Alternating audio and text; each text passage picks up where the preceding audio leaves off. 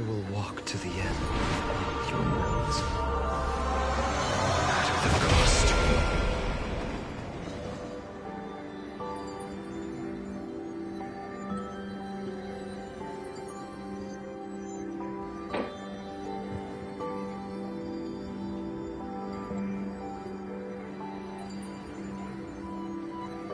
Man, I do not know what's going on with you, my game. Alright, let's see. A will of metal and stone. A day of peaceful repose. Show your courage. Alright. Alright. Alright. We're fixed. We're fixed. We better be fixed. We're fixed? My childhood musings, huh? Okay. So naive. I don't know why. Probably because it, like, body smashed everybody. And I don't know, maybe it's because Finon was still up in his Kazlana form. I have no idea what happened. Let me remember the cosmos with you.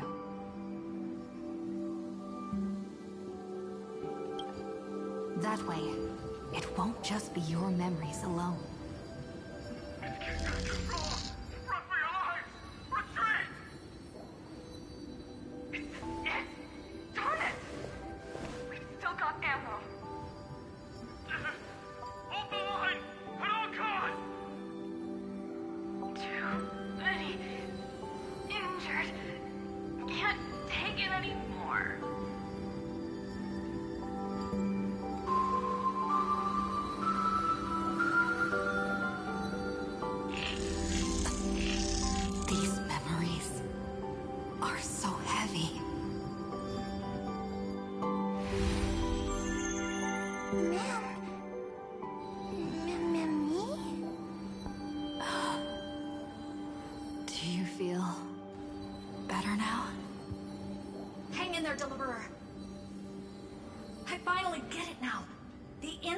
Droid had calculated aren't about the destruction.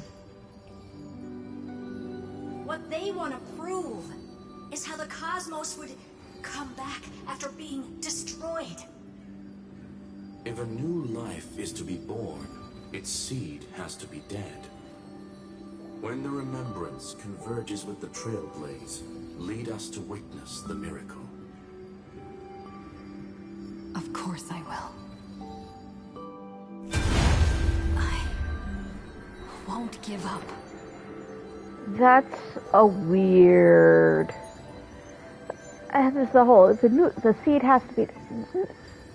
No, the seed has to be alive. That's just one of those weird ass. Sounds really cool, but you think about it for 10 seconds. It's like that's not how seeds work.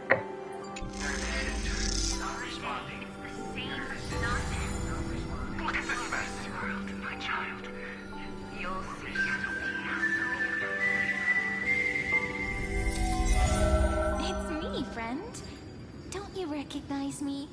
Or did I really change that much?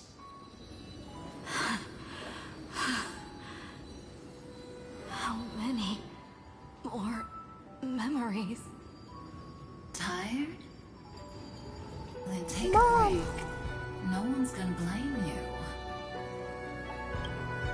you. You don't need me to give you words of encouragement. So, I just want to tell you one thing. I'll tell you the purpose of your stop at Amphorius. On that trip, you will encounter a pure child of Anastrava. Teach her what love is, and then you will directly face the destruction for the first time. From this point, your choice will split destiny in twain. In the darker of the two outcomes, the trailblazing journey will turn into a flawless memory. She will carefully treasure and protect everything you and the Astral Express have experienced, until that magnificent war between the gods, when she with love in her heart, will ascend at the end of time to become the master of causality.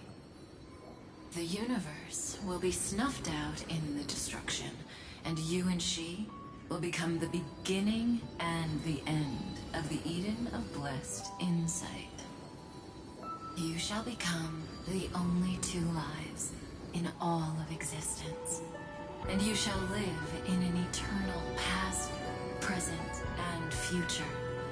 You shall sow as many seeds as the sands of Ganga, trim an awesome kea of leaves, and harvest a nayuta of flowers. That is the cosmos's fourth kind of finality, the remembrance. But for now, you still have a chance to make a choice. You still have a long way to go on your trailblazing journey, child. I'll keep this brief. The journey has only just begun. Welt, our other companions, and I still have many secrets we've yet to share with you.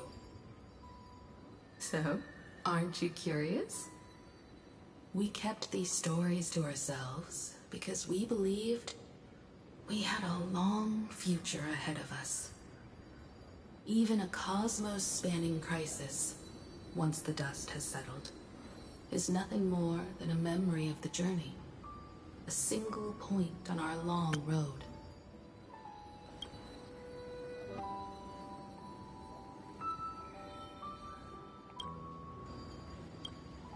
There will come a day when we tell each other everything.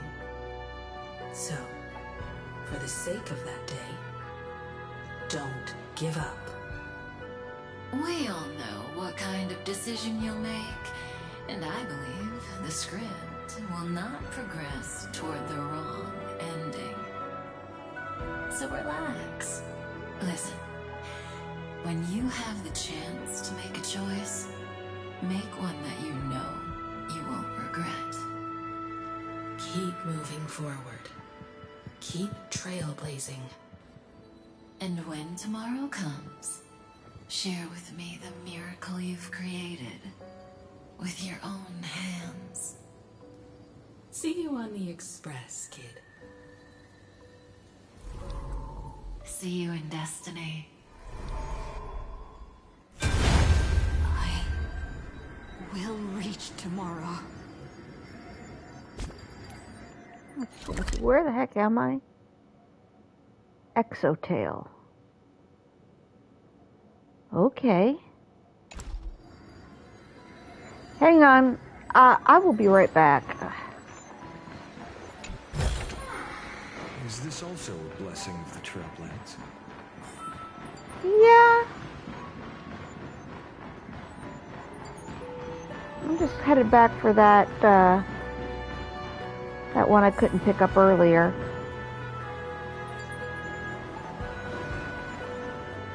Because I'm a little loot goblin. There it is. I was like, why No thanks. could I not pick that up? Ooh, there's another one.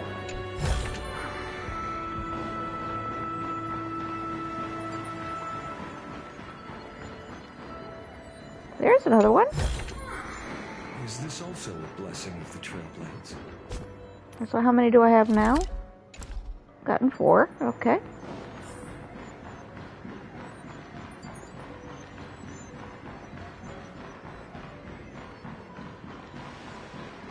Look, it was bugging me.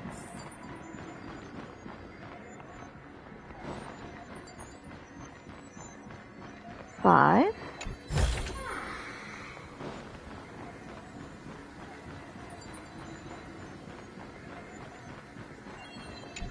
I have appraised it all. No thanks. Hello, little Mims.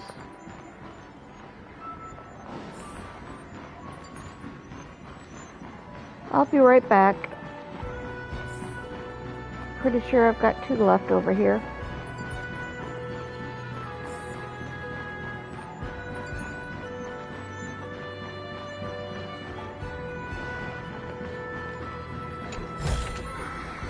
Is this also a blessing of the Trailblades?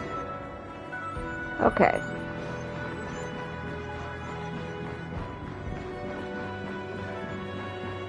I think we'll catch that one in a bit.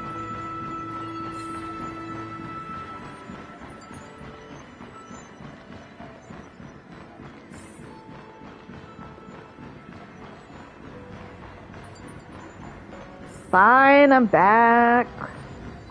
Let's save the galaxy. But we're here for Kaslana.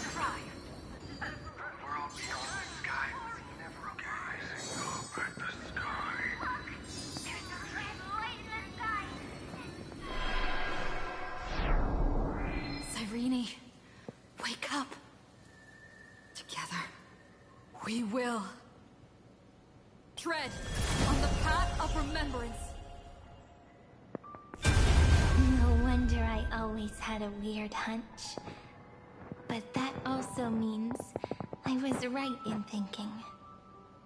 As long as Friend and I are together, we can do anything. Our friend's shoulders are really dependable.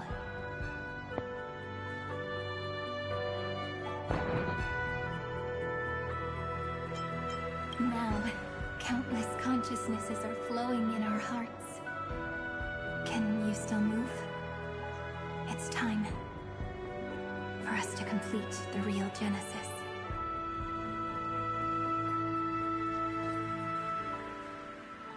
In the instant Iron Tomb's hatred devoured everything, a gaze fell upon me. The remembrance. That was the god who appeared in Cyrene's dream. Their figure and speech were both so blurred.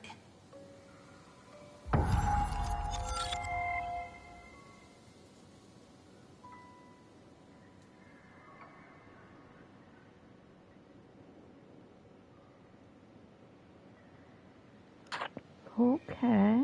But while they gazed at me, I was able to collect all the memories stained by the destruction and write down this eternal page. And now, we will use this tranquility to cleanse Iron Tomb's rage. Simple. Just like what it was doing to us all this time, but reversed. Did you forget? I'm Emborius's heart.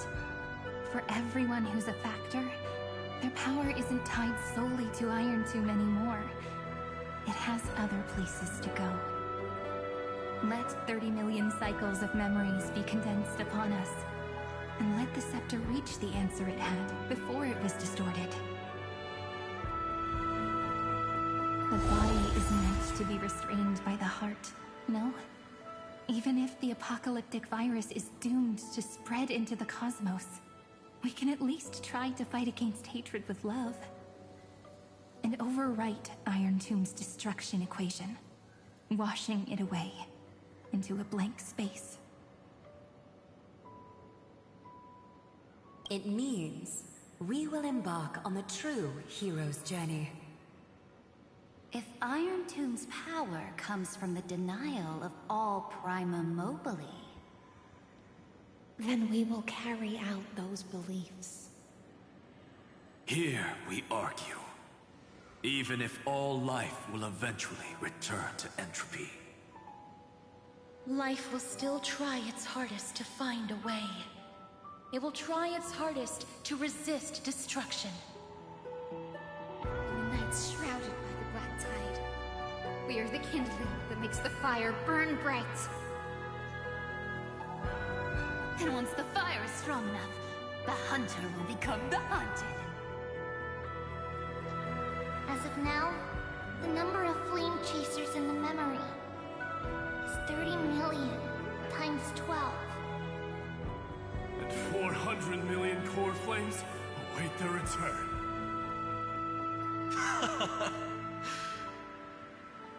We can do it, right?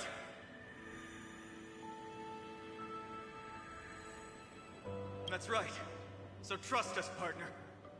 Everyone, let's head out together. And we'll burn this horrible ending to ashes!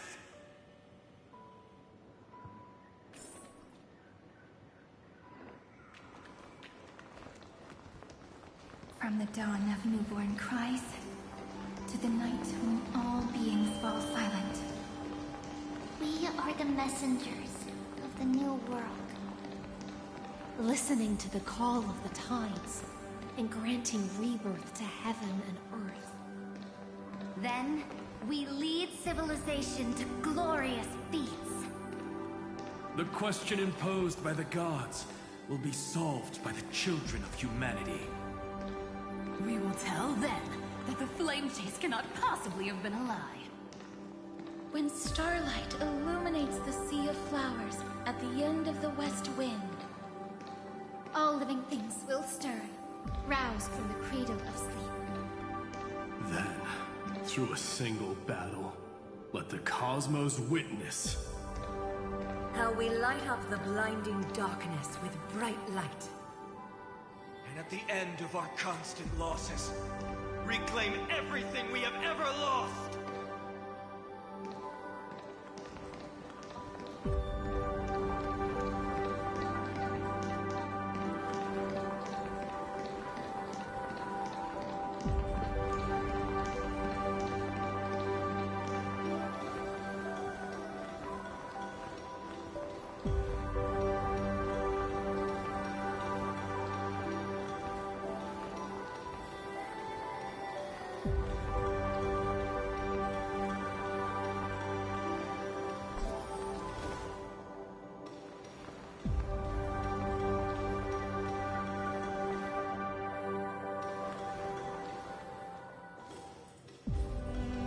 What a poignant, yet warm journey. And it's still not over yet, is it?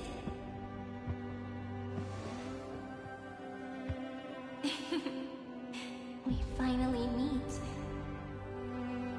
To meet the hero within, in a corner of memories at the saga's epilogue, and under such a romantic sky, I really don't have any more regrets.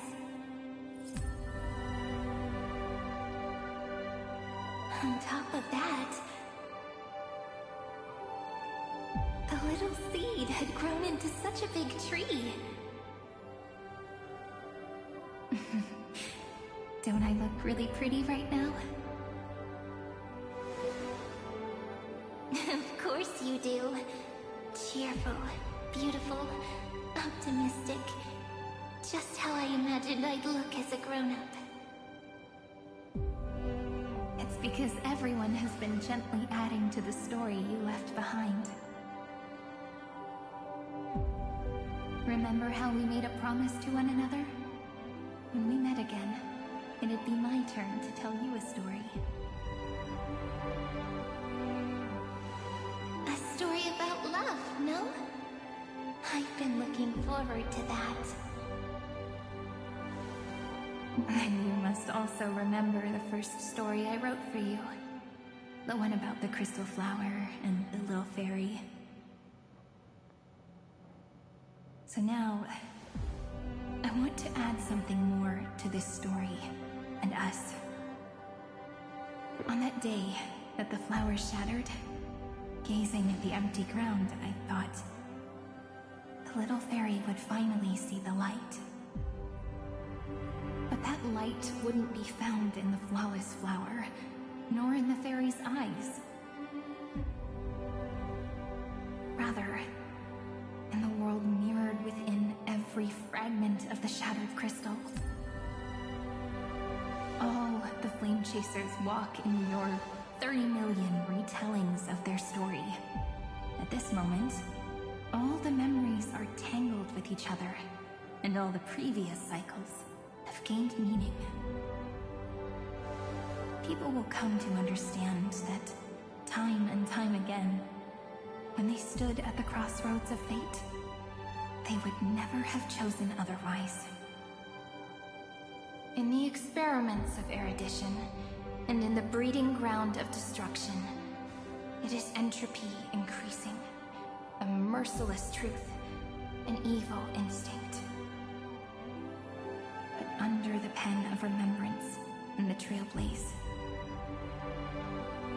the flame chase is a journey that changes From constant losses to an unwavering act of release.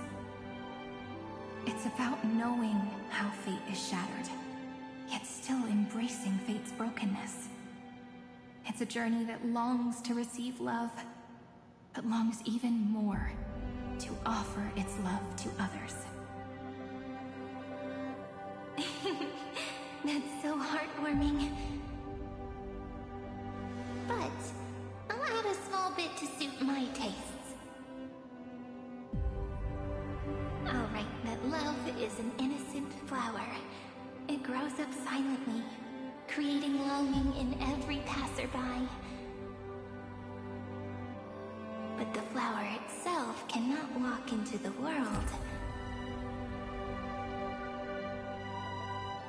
Unless someone plants that love into their heart and brings it with them into tomorrow, right?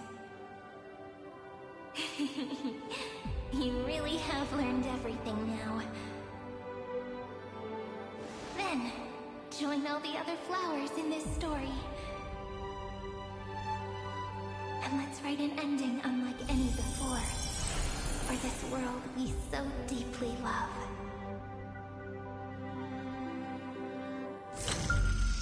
Why did you set out? Why do you trailblaze? Who is it?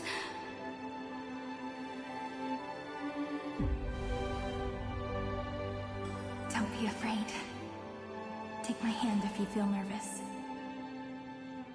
Honestly, I've always thought you were really incredible. After all, no god guided the path of the Trailblaze. It can only be forged by those who dare to take their steps one at a time. So, that's why I'm asking you. Step up as a senior and show everyone in Emphorius how it's done. That is awkward.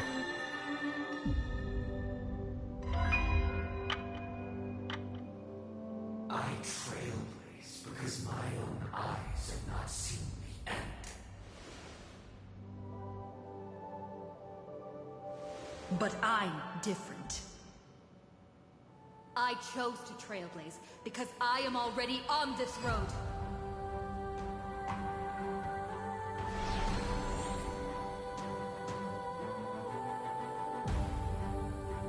The end of chaos is a mass of pure darkness, pure destruction. However, Emphorius' light has 13 different colors. We won't lose to that darkness, will we?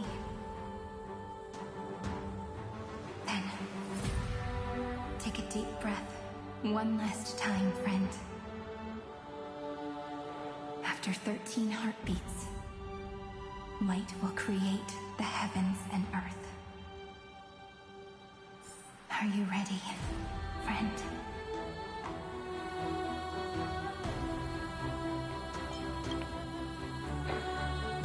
Okay, hang on.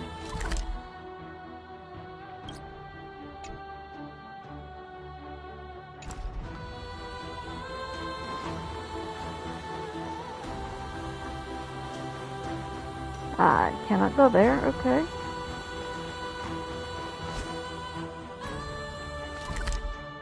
Did I miss something somewhere? Let's head back. Let's check real quick.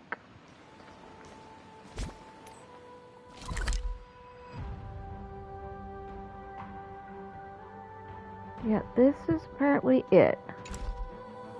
Okay.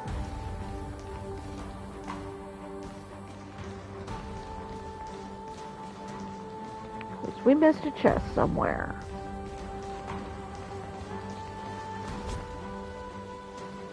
Well, that's easy to fix. Finon, I'm gonna have you step out for one brief moment. Madam Herda, if you please. This is pure genius in action. Thank you, ma'am. Where is it? It's over there. Thank you.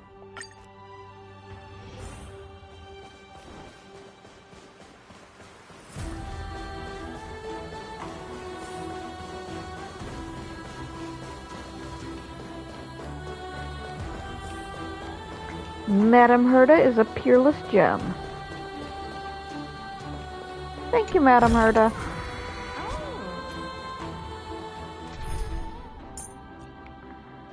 Alright. Back you go, son. Every risk that the Nameless took for us.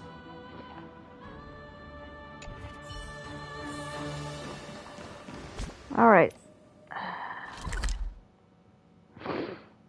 Back up to here.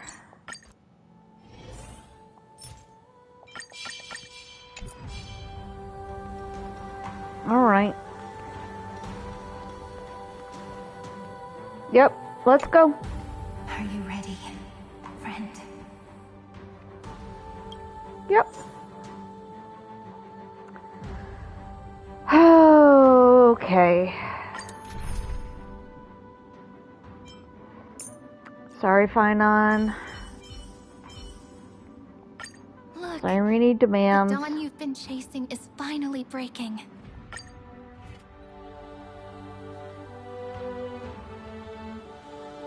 Seek the 13 factors of life, and let them converge into the primordial chaos.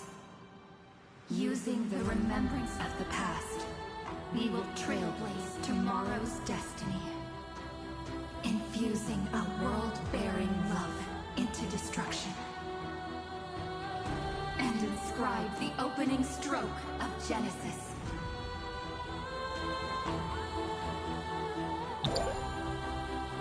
Oh, I'm supposed to do something.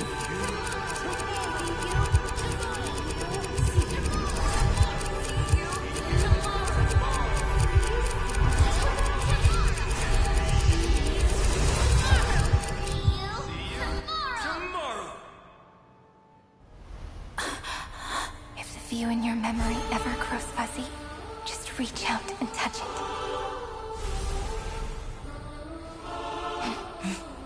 Then, restore its power to nourish the spirit.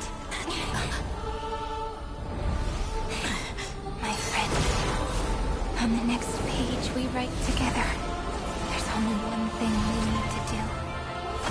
Let's give this long, painful, nearly hopeless tale a truly gentle ending.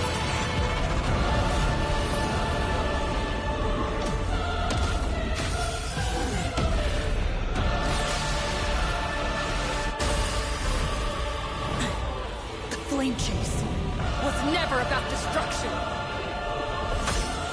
It was about breaking free and trailblazing! And let that right here. Be as we've written.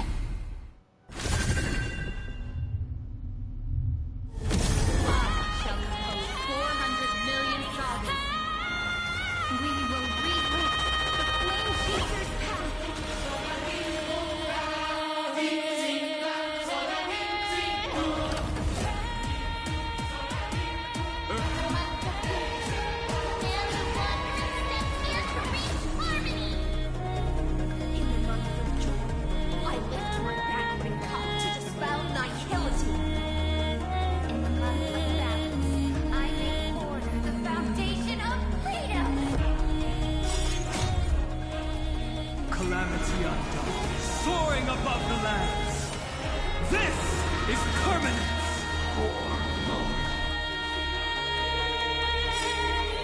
This mortal form.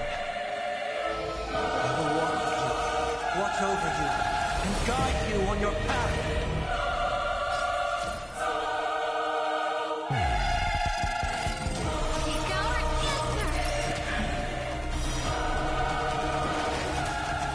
My strength is not what it was.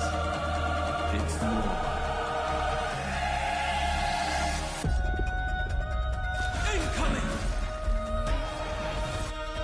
Alright, we will go ahead and bring Finon in.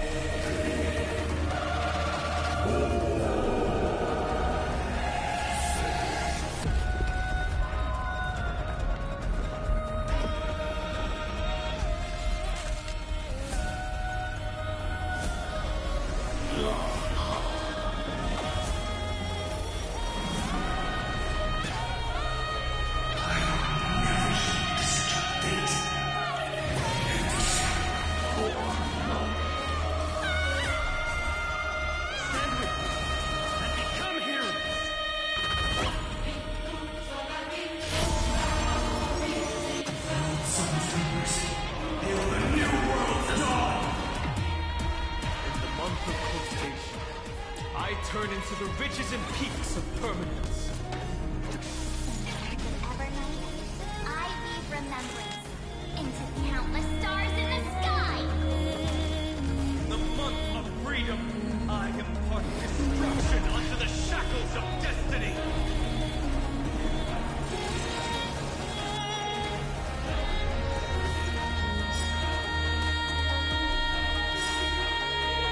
Dragons, obey this war calamity of dawn, soaring above the lands!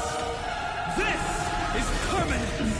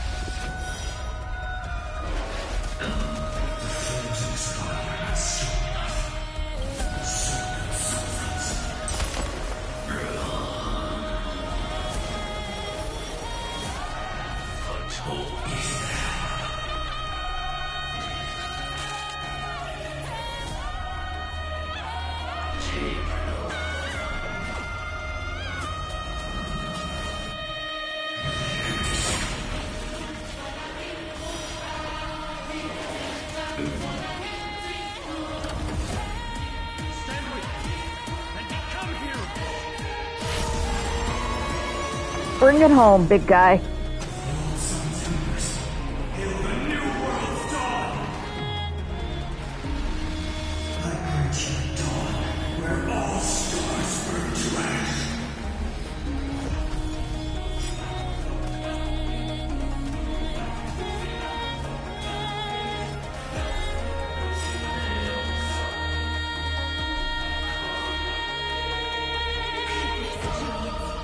If you never had a chance to be the master of your own destiny, why not give us that choice? Let humanity prove to you that even the breeding grounds of destruction can bloom with gentle flowers.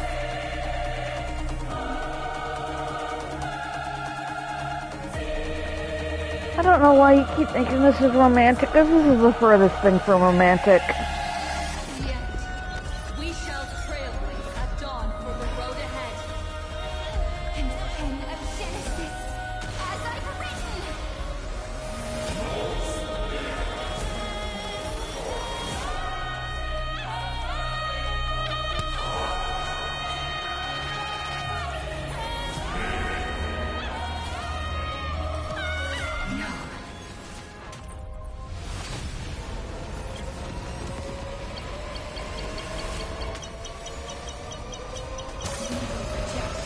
This false answer!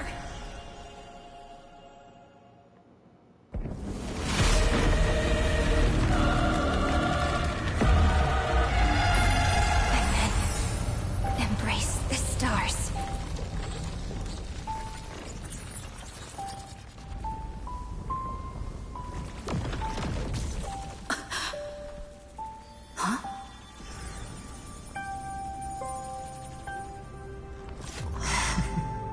To end the destruction with destruction. At last, we can sit together and watch the victory fireworks, partner. Why not come a little closer? This warmth is proof that we live.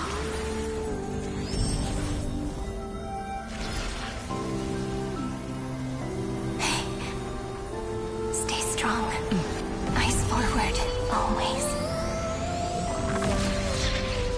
This arrow isn't the end, but the beginning of hope.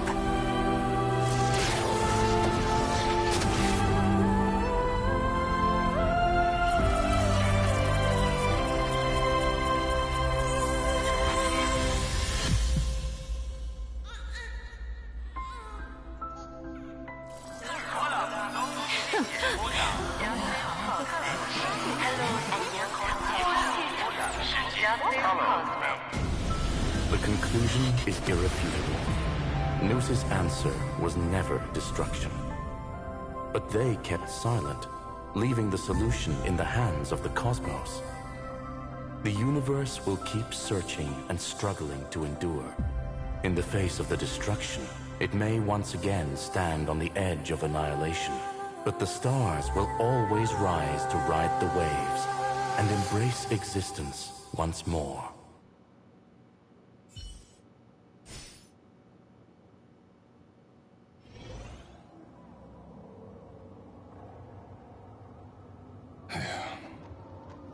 It's over, Lycurgus.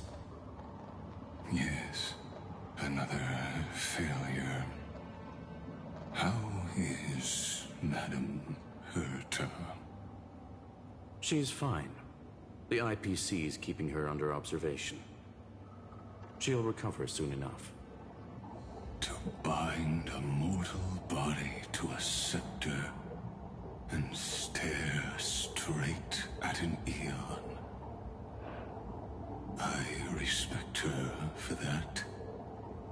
I still remember the terror of witnessing a single gaze crushing the entire world.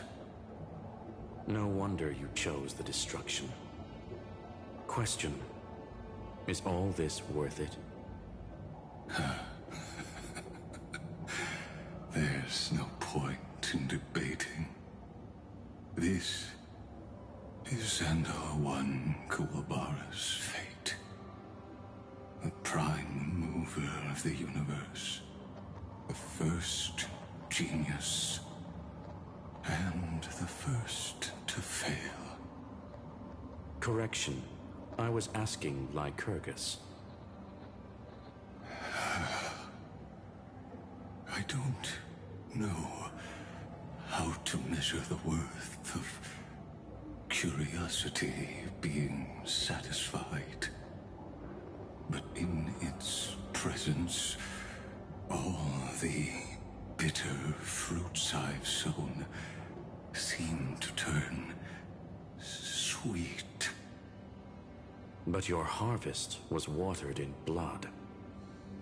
Answer me. Is all this worth it? It doesn't matter to me.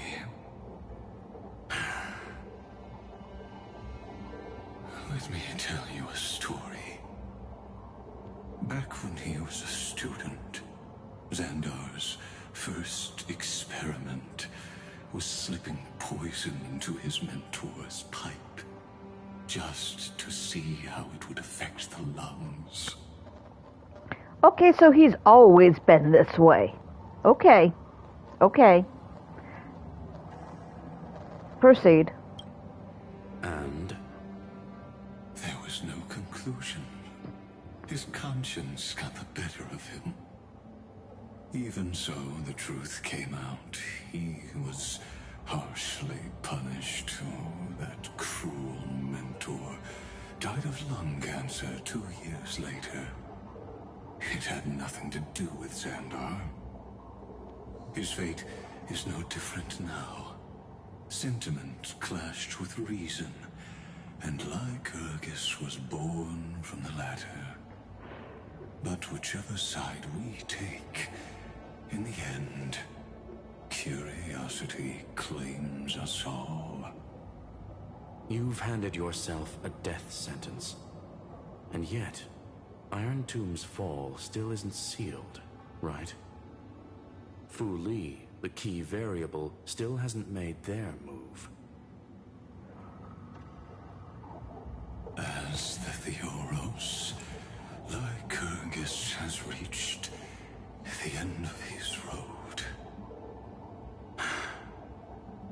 If you can, take my body to the fallen Adlevin. There, you'll find a formula. It is Xandar's final gift to you. If the day ever comes when you must destroy the erudition with your own hands, it'll come to your aid. A foolish last wish. I won't grant it. You will. Not for yourself, but for your conscience.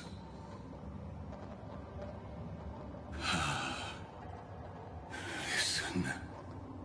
The death knell for the geniuses has begun to toll. As always, let me go first. To the prisoners who stepped out of the cave, stand before my tombstone and offer flowers of Adlefin.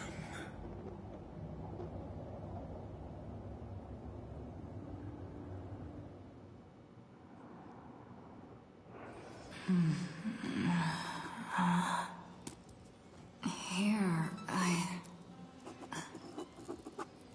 I'm back on the Express.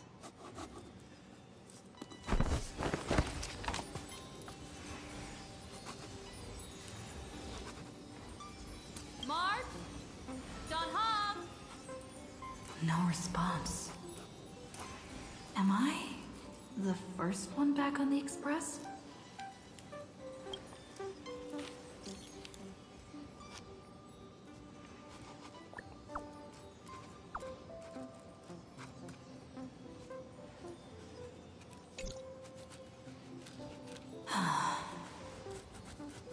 Nobody's here. I'm getting worried. Did we really win? Why does it feel so unreal? Looks like they are waking up. Hey, I told you not to talk. Someone's in the bathroom. An intruder. Better be careful and check it out. Oh no. She's coming this way. Quick, hide in here. Huh?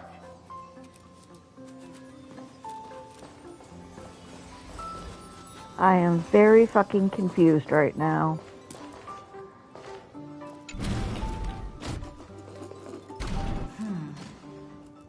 Nobody's here. Could it be my imagination? Bloop, bloop. Bloop. Bloop. Caught you.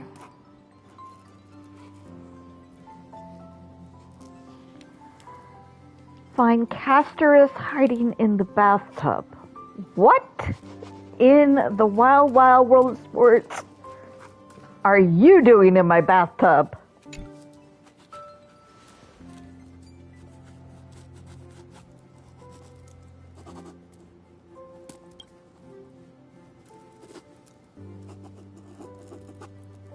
And there's a pen scratching on paper incessantly.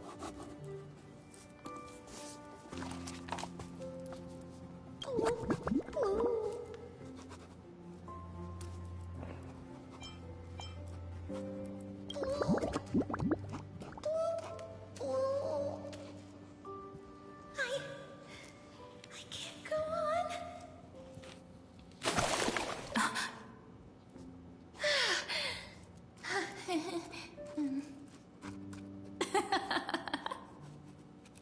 You...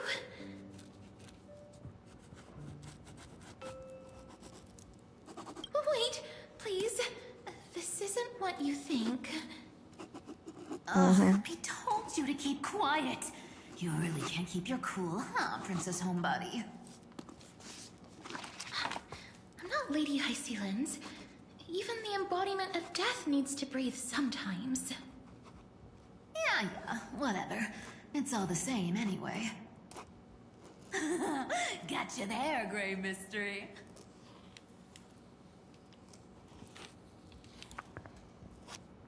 So Castorus and Cypher were doing funky things in my bathtub. Not the pairing I was going for, but ladies, you do you. So composed, Grey Mystery. It looks like that big battle really helped you grow up, didn't it?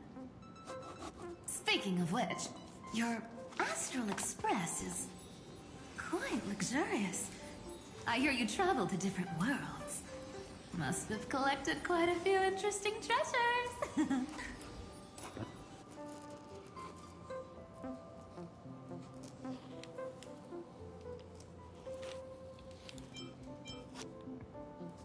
Yep. Who knows?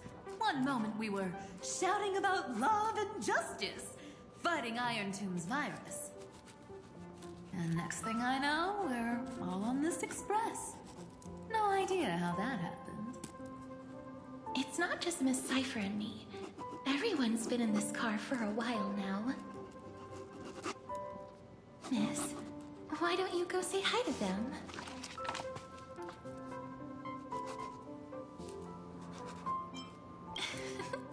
Don't worry. Everyone's following the rules here. If you're worried, feel free to check everything out yourself, miss.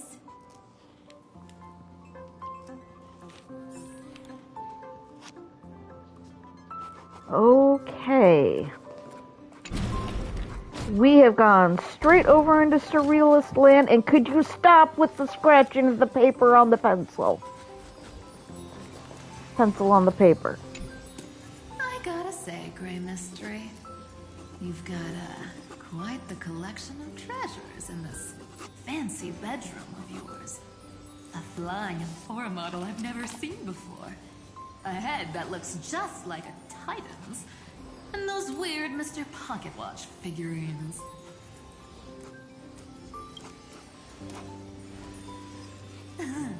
What if I don't make a choice and take them all? Oh my. Don't tell me you actually believe that. Don't worry. Delosians are the most well-mannered folks around. They never do anything like that. Besides, the reason I say they're precious is that each one carries the footprints of your trailblazing journey. Priceless treasures are the true art of thievery. When you get the chance, tell me more about your adventures.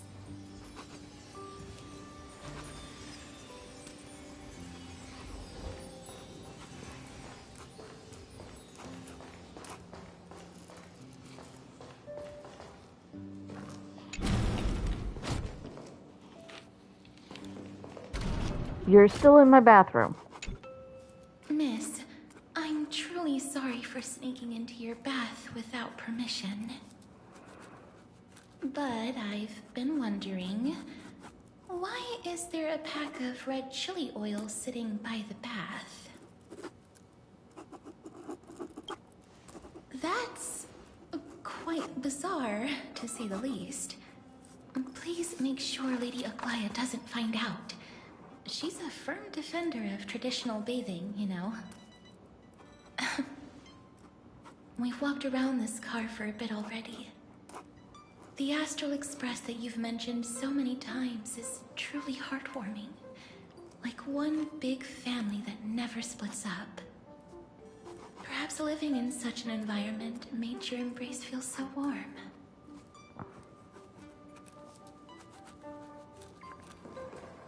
It's probably Cyrene. She's like, oh, I'm gonna write super romantic things. What a spacious car! And these floor tiles are gorgeous! Trian, don't run around in other people's homes!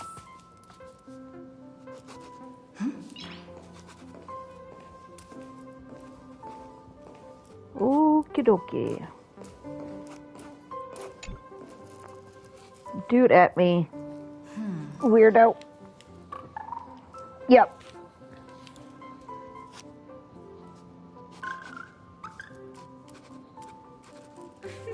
What's your step, teachers? Ah, Gray. Still not my name. He's finally awake. I hope Cassie and Miss Cypher's little prank didn't scare you too much.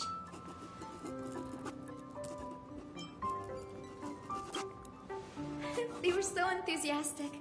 I didn't have the heart to stop them. When we woke up, the entire express was completely empty. Not a single soul in sight. Such a shame.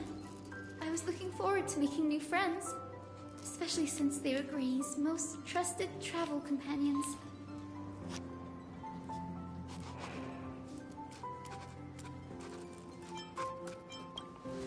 Don't worry. We beat Iron Tomb together, right? They must be on their way home. When they arrive, we can throw a party together. That's exactly the kind of thing Lord Finan has been dreaming about. He was just here chatting with everyone. Now, who knows where he's run off to?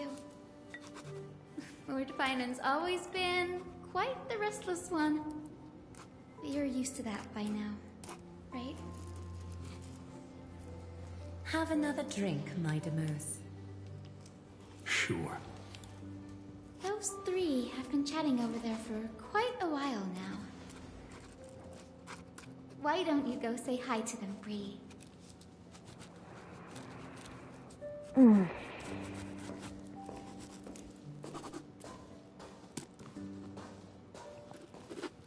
Cyrene, would you just A stop? moderate system, similar to the Demigod Council, is the only guarantee of a long-lasting civilization. In my view, most civilizations across the cosmos will eventually evolve into this form. I beg to differ.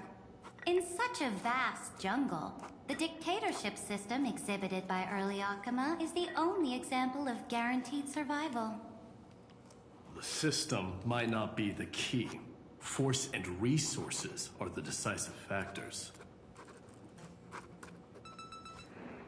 God, Cyrene, I'm just gonna take the pen and break it from you. With your constant scribbling in my ears. Hello, Maidai. Hello, Aglaya. Imperator.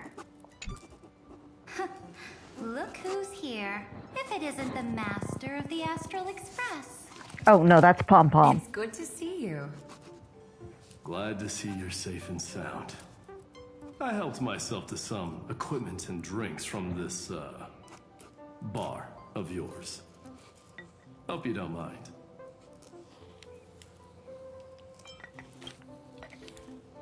Daring to tell the Imperator to shush? If this were Akama, your head would have already parted ways from your body. The drinks on this express are quite unique. Perfect for discussing topics befitting our tipsy state. Now that you are here, why don't we let someone who's truly worldly enlighten us? Looks like you came at just the right time. I do not mind. What form of government have most civilizations across this vast cosmos survived with to this day?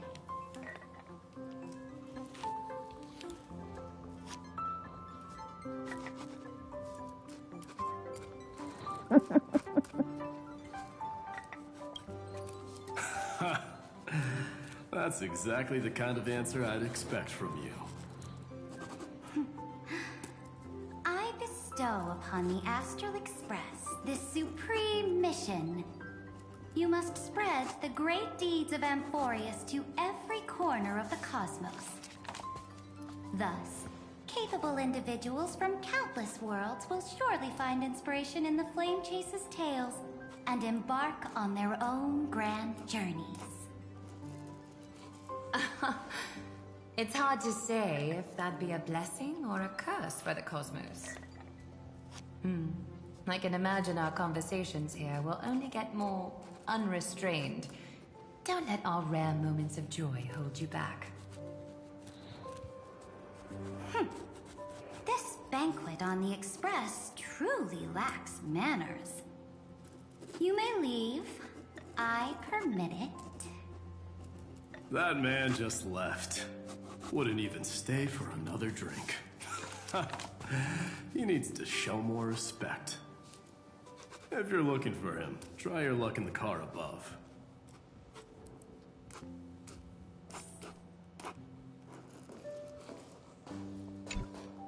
Speaking of origins, Kremnos was the first Amphorian city-state to establish the Council of Elders system.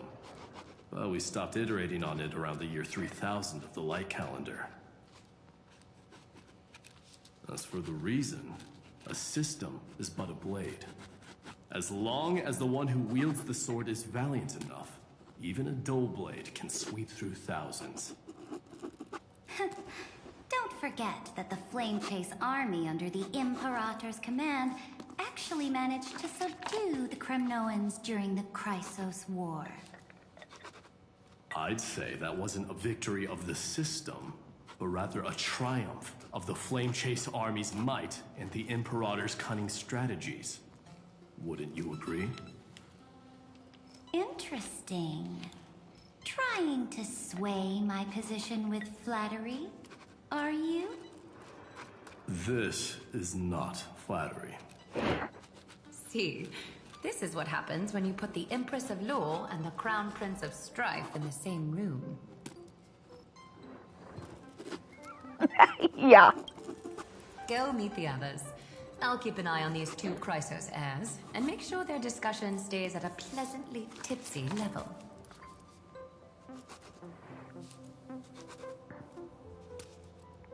Yeah. Speaking of origins, okay, yep. As for the reason, okay. I'd say that wasn't a victory of the... Interesting. This is... See, this is what happened. Go meet the others. I'll keep it... Okay.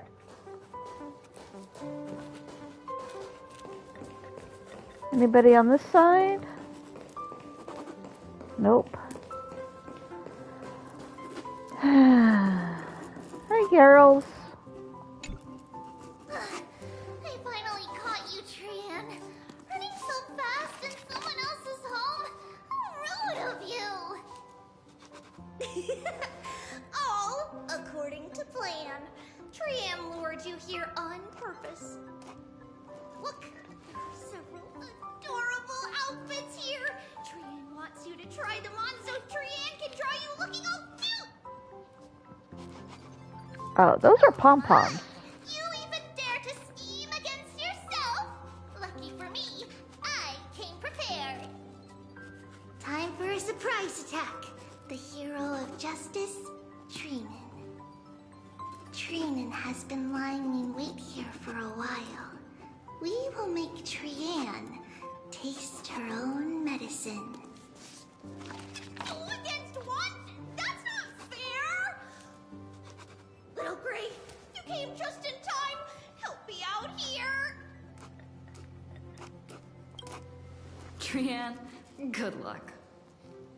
Even Little Gray's saying that. Darn it! Trian won't give in!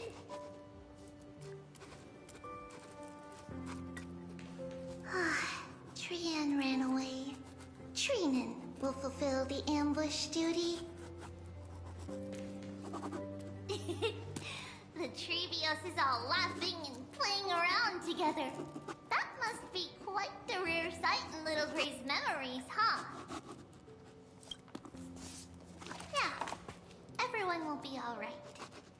Look, every hero has put down their burden and returned to their innocent, childlike selves. After all, just thinking about how warm and bright Little Gray's tomorrow will be fills us with genuine joy and lets us breathe a sigh of relief. So, today, why don't you let Trevi enjoy some rare moments of childhood too? Wait up! Trian, don't you dare run away!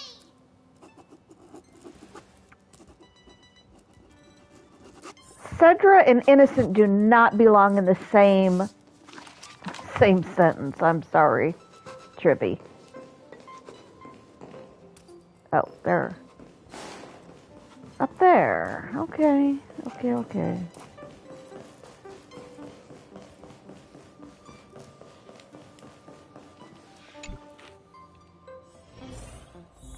Okay. Based on my calculations, there are countless celestial bodies with water in the cosmos. But I'm afraid not all oceans are suitable for life to inhabit.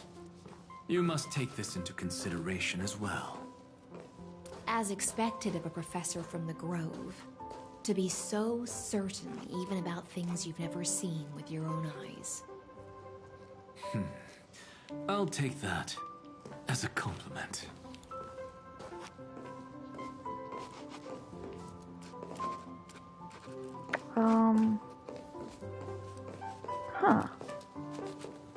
Where are we?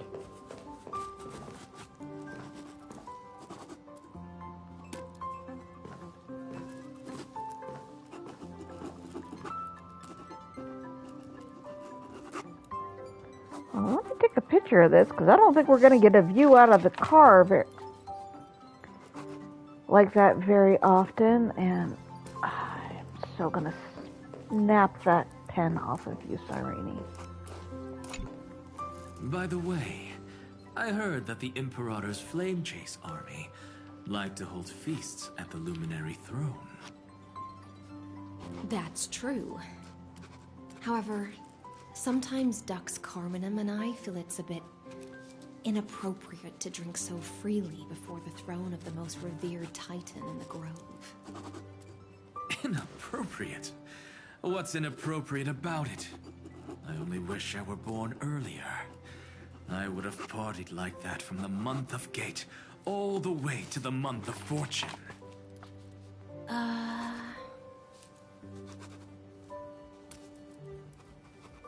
Blasphemy is just a phenomenon, not the end goal.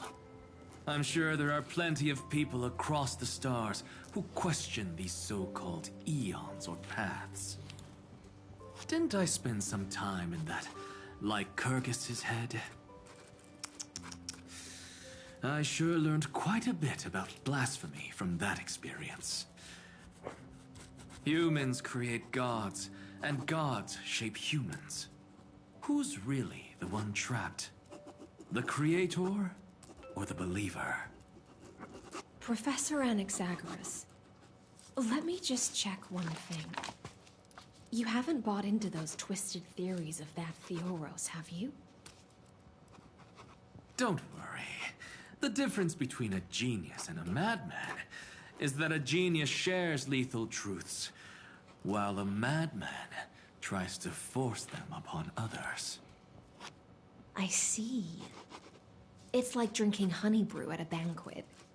Likable folks invite others to raise their cups together, while the unlikable ones force others to drink with them. Being able to break down complex information into common sense like that. You're quite the scholar yourself.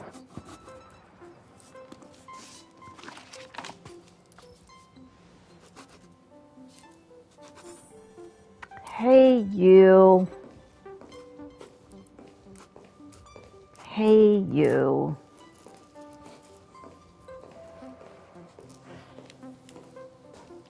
I said we would come to get you. I don't know what's going on right now, but... That celebration party I've been mentioning to you has finally become a reality.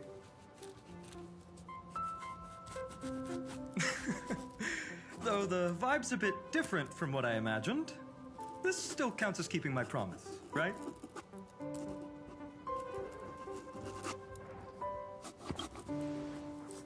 What you speak of has indeed already come to pass. We triumphed over Iron Tomb, drew its fire unto ourselves, and purified its embers.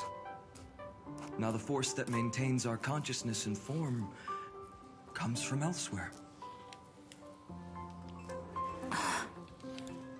Worried about your companions on the Express, huh?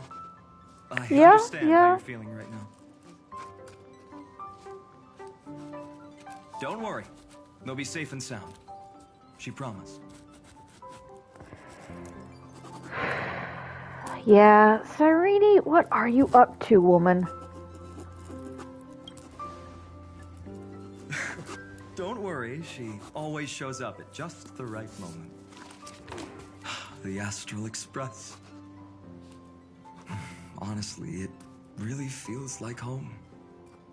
I can imagine how much you, Dun Hung, and Miss March must have missed everything here when you were trapped in Amphorius.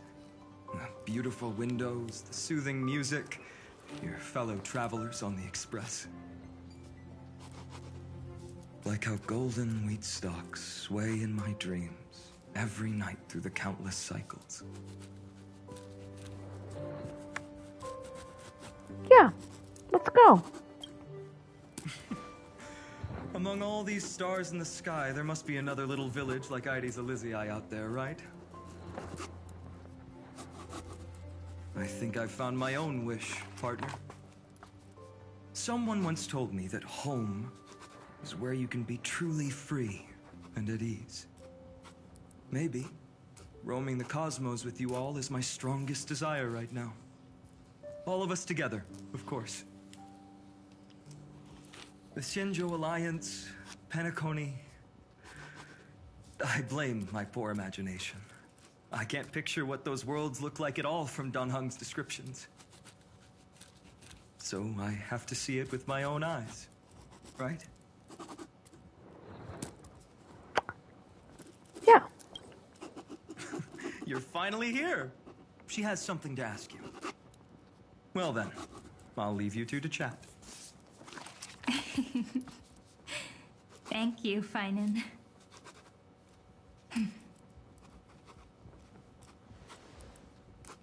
After What such a good is sleep, going you on? must be bursting with energy now, right, friend?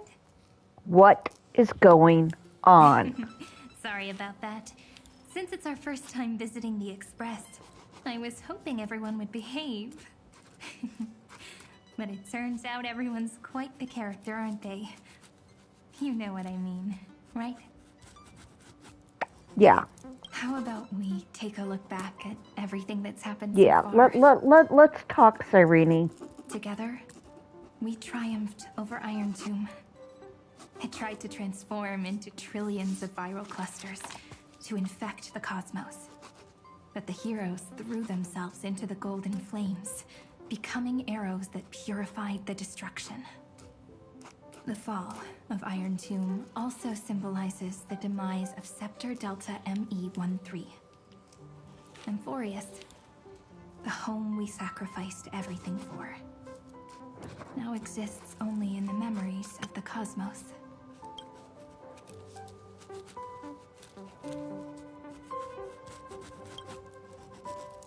Yeah.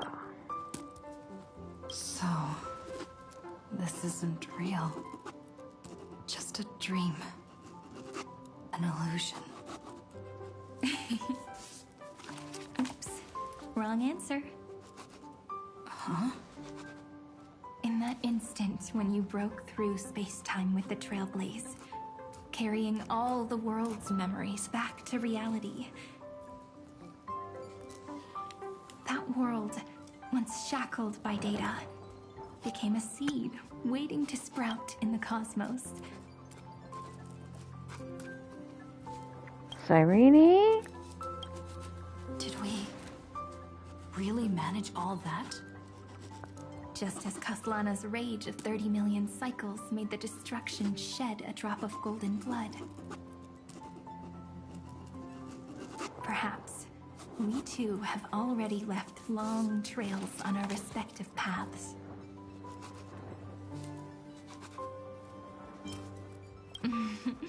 That's a bit of an exaggeration. None of us can become true life forms yet. At least, for now. But Amphorius already has a tomorrow. So as long as you carefully preserve and tend to all the seeds, then when the Trailblaze creates another miracle someday in the future, I believe this world we deeply love will sprout and bloom into a beautiful flower. Don't worry, I've already kept all the seeds safe in the first fruit for you. And its name is As I've Written. So, it's time to reveal the correct answer.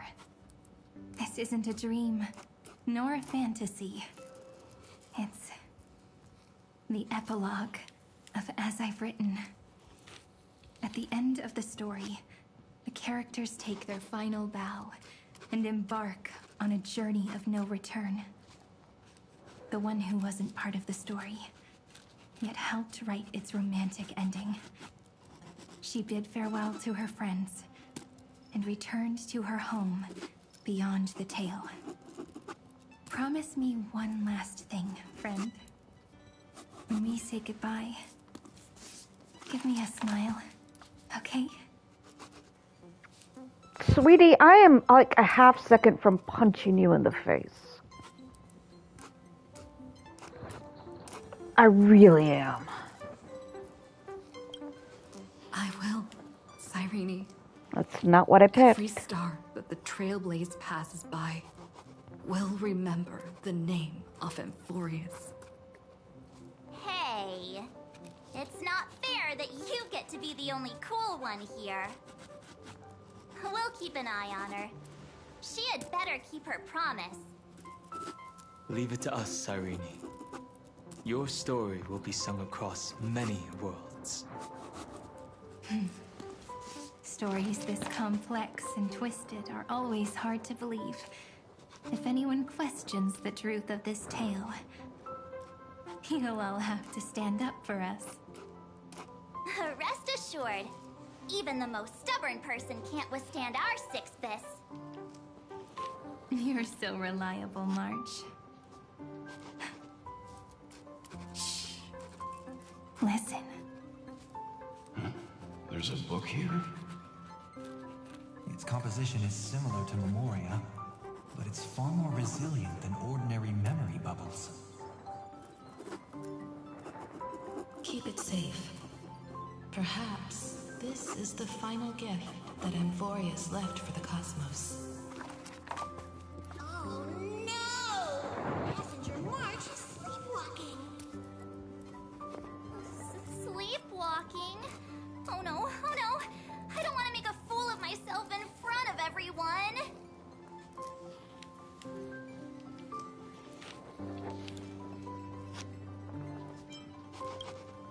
Huh, dream on! March, Dunhung, my friend. In the countless days and nights ahead, you must continue to support each other. Time to head home, everyone.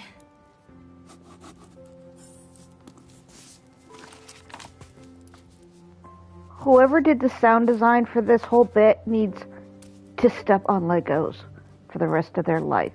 Because the constant pencil on paper scribbling is horrific. Leaving this place means as I've written, will conclude here. No one will have the chance to revise it, and no one can continue writing it. Don't leave any regrets. What magnificent words could possibly do justice to the finale of such an epic tale? I've been pondering this while you were sleeping. Now, I finally have the answer. Let's keep it simple and sweet. In our virtual extrapolations, we've lived through epochs longer than the lifespans of many stars. No language in this world, no written words, could ever carry the weight of this journey. In that case, let's not be bound by the minutiae of words. Those who understand its passion and romance will naturally be moved to tears by the final period placed at the end. And now, it's time to say goodbye to our readers.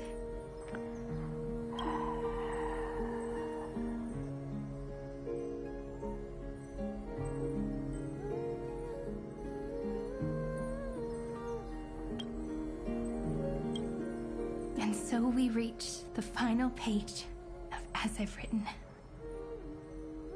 Let's not leave behind any regrets, everyone. Everyone's here.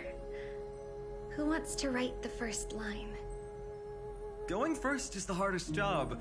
I don't want to make a fool of myself. How about letting the great Imperator draft it for us? Are you all such cowards? Then I shall enlighten future generations, just like the 30 million cycles of flame chase. Without me, there is no world. Go think, observe, and conquer. What's wrong? Everyone's gone quiet. The great Imperator set the bar way too high. How are we supposed to follow that up? Where the Emperor leads, loyal subjects must follow. I guess only the Dux Gladiorum could possibly match that kind of overwhelming presence. Me? That suits me just fine. Once the deed is done, one should leave decisively, letting posterity judge right from wrong. Until we meet again in our next conquest, my dear dukes. The stars shall sing of the Imperator's great journey. I should have shared a drink with you all, Dux Goldweaver. Loosen up, High Sealants. Life is like the ocean. Tides rise and fall, and everything eventually dissolves into the waves. So, sing your heart out in every moment of your existence. Whether it's a feast or the nihility that awaits ahead, I will find its radiance and sing its praises. May the next feast be eternal. That's Trivios. Miss High Sealand's toast is so poetic. That's who that is. Does everyone have to be so poetic? In my opinion, we should leave some real words of wisdom for future generations. Next up, any volunteers? I'll do it. There's no dragging one's feet in the Kremnoan language. Does the Kremnoan language even... Haikith, don't interrupt. Kill the play, and games shall be born. Kill the strife, and glory shall descend. Not bad at all. But now I can rest easy. After all, the lines I prepared are way more profound than yours. Ha! If nothing else, you're certainly unmatched when it comes to singing your own praise. Farewell, everyone. If we meet again, I shall once more become your steadfast support. That's a promise I won't back down from. Mighty Mos, become king. What's up, Cass? It's nothing, Lady Trebios. I just finally realized something. Then speak your mind, and let your words be immortalized on the page, Cass. If your heart still has room to spare, share a bit of gentleness and softly cherish all the beautiful things around you. That's so beautifully said, Cassie. Thank you, Miss Hyacinth. My only small regret is that I couldn't fully embrace this world I loved so dearly. I hope those who read these words can fulfill this wish in my place. Everyone, let's meet again at the end of the West Wind. The place you reside is the gentle sea of flowers. Well then, it's my turn. Take it away with your performance, Anaxagoras. This time, you won't have to worry about being interrupted. Then I must thank you all for being such a captive audience. Now, with this golden opportunity, I shall reveal to the world my insights into the world's ultimate truth. Truth is a solvent that dissolves all things in the world, and thus cannot objectively exist. I have a brilliant proof for this in mind, but since we're nearing the end of the story, I shall not elaborate. Is this your final question for future generations? No. This is an established fact, not up for debate. I call it Anaxagoras' last theorem. Oh, you. Still as profound as ever, Professor. We've got time, you know. If you don't explain it clearly, future readers might not grasp your true meaning. The true meaning isn't important. What matters is the emotion that stirs within them when they read these words. At that moment, the theorem's mission would be complete. So, your lessons are far from over. But taking a little break for now wouldn't hurt. Then... class dismissed. The seeds you've sown are already sprouting. Would you mind if I write the next line? Huh? I actually thought you should be the one doing the final wrap-up. But... we'd never turn down a request from you, Aggie. Teacher, Cyphera, thank you both. Trust and selflessness are the two most beautiful garments in the world. One to gift others, one to adorn yourself. One's golden and one's purple? Not being able to completely change your fashion sense is my only regret across 30 million cycles.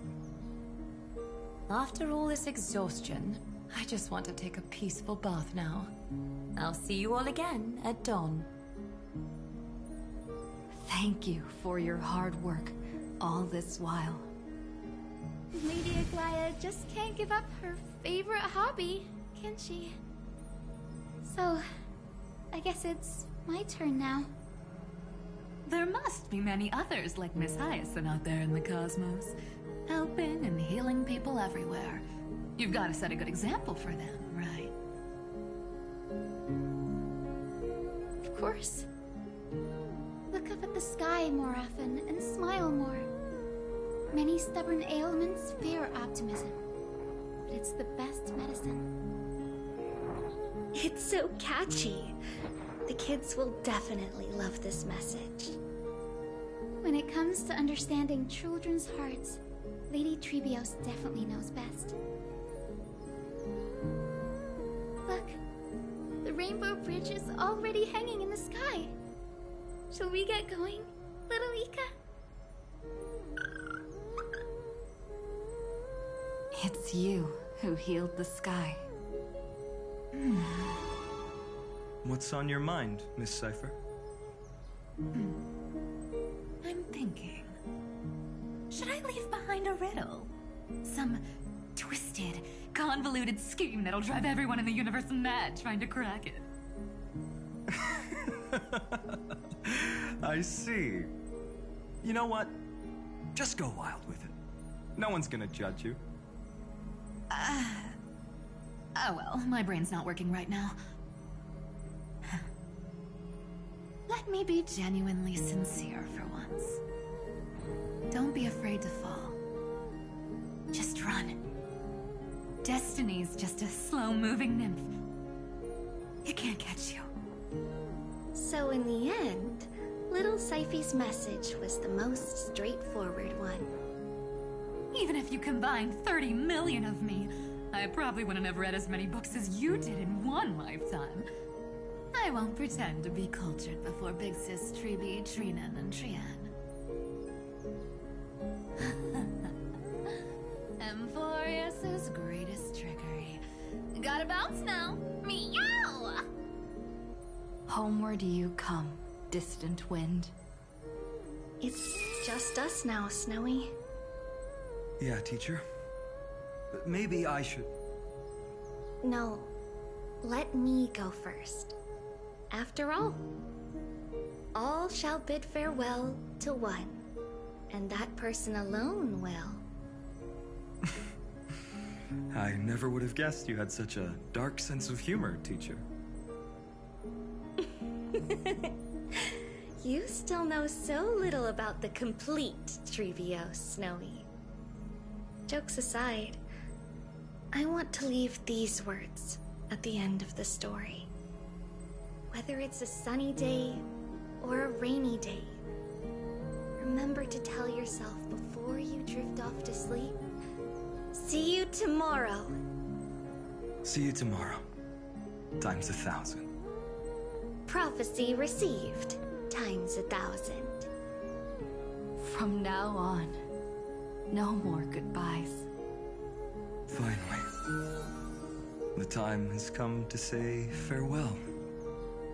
I'm grateful that you could be here to witness this moment, partner. Of course, as long as I've written stays by your side, Amphorius will always be with you. The last line I want to write down is, a hero is living in everyone's heart. Embrace it and chase after the sun. I hope those who read this will find the courage to face their burning lives. See you at the next pale dawn, partner. Did you see? Amphorius has ushered in the dawn. The characters in the book have taken their final bow. It's time for us to return to our own reality. But as people who lived through it, we can still add the final touches to this story, right? Of course. The pen will eventually break, the ink will run dry, and life will ultimately fade. But thoughts will permanently remain in sagas. If time is an endless cycle, then forget the bitterness that keeps repeating, and remember only the moments of happiness. Let's walk towards tomorrow together. We were never apart. Time to head home. Don't miss the crew meeting. We won't wait around for you, you know? See you later, Donhung, March. And with this, as I've written, officially comes to an end.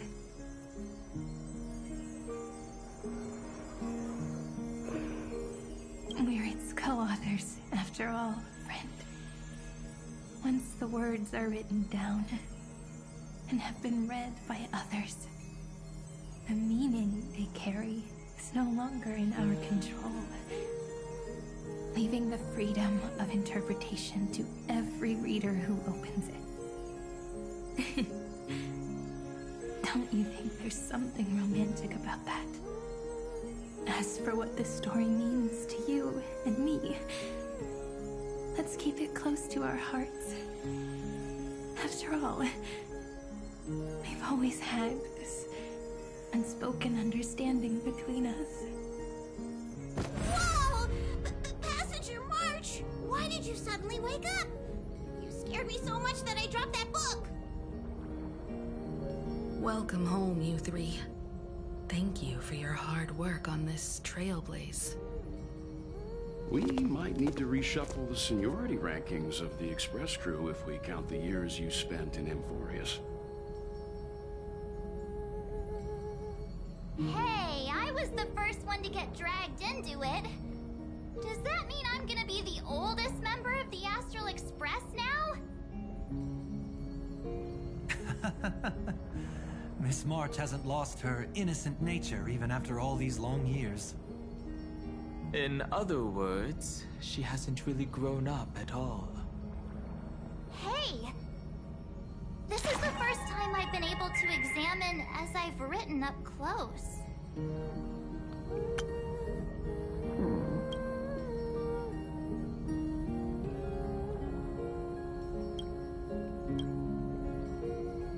Miss Irene's handwriting is gentle, yet steely, with an underlying strength. I had no idea it was so sophisticated. Looks like I need to brush up on my knowledge in this area. Maybe start with a few basic books first to get your feet wet. Look who's talking. As if you're not glued to your phone in your room all day. Huh? Wait, something fell out. It's... Is that a bookmark? In a corner, unknown to everyone. There was actually an untold interlude that took place. I left it out of the story because it involved a choice. A choice I made for my own selfish reasons. Can you forgive me, friend? I made a decision on my own while you were away. I wrote everything about it on this little card. If you can find it in your heart to forgive me after reading it, please. Add this final note to the conclusion of as I've written.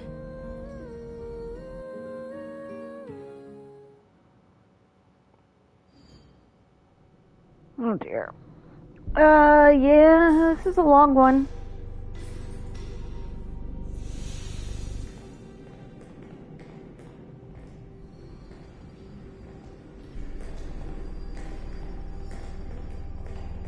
Memories swallowed by Iron Tomb. Return now to reality.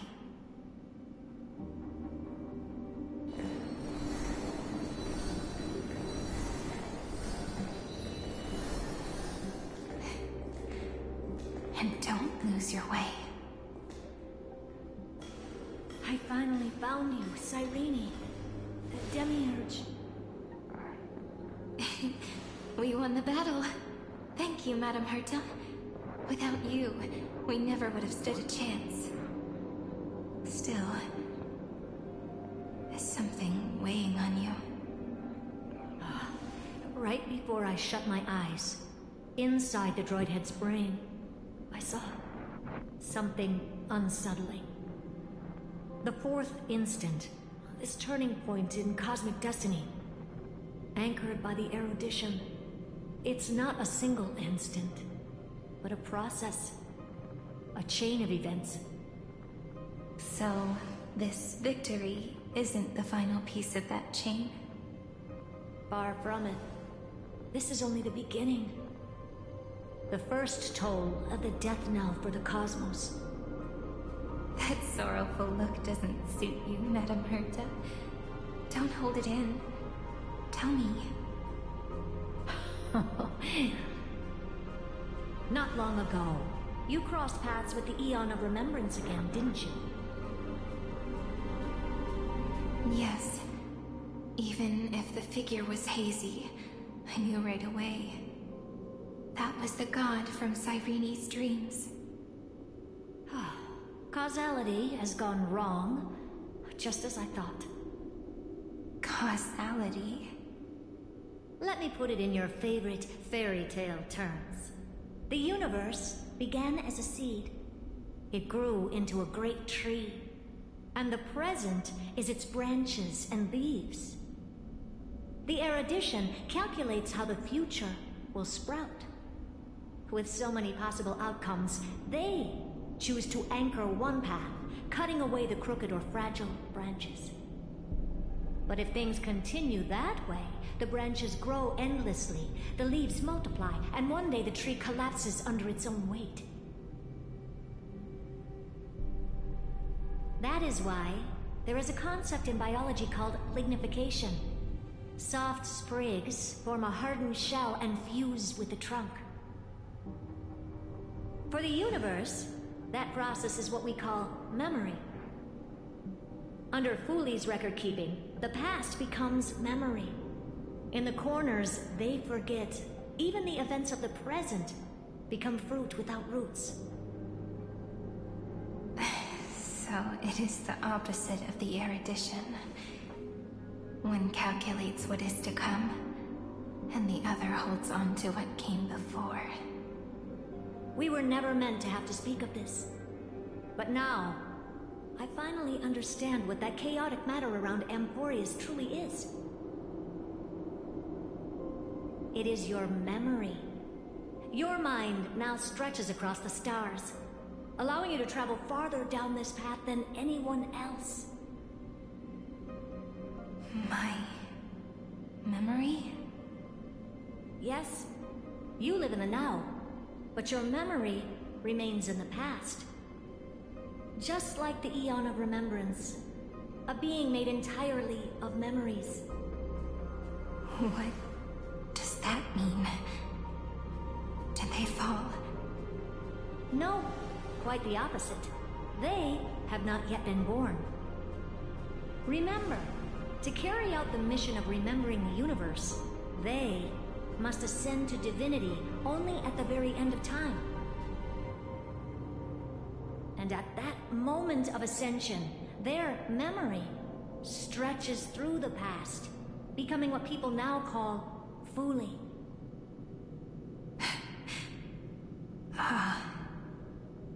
That is why they feel so distant, so cold. That crystalline form is just an empty shell. I do not know how the Garden of Recollection managed to hide this until now. They must have their reasons, but none of that matters now. Here in the present, we cannot know who will become Fooley. But one thing is certain. They will be born. And those who might become Fooley all share the same characteristics. They are known as Children of Remembrance. Pure child of Anasrava.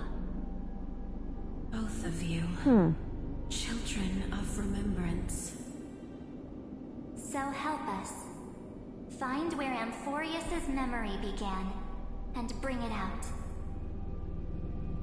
We are the sacrifice the garden used us. The pure child of Anasrava abandoned us. So that name, it was never my past. It was my future. Or maybe it is the present. Noose has revealed to me two paths. And on both paths, I see you standing. The first, follow the trail of memory you have forged. Break free from this world and reach for the stars. That would mean Amphorius's causality will no longer concern you, at least not the person you are now.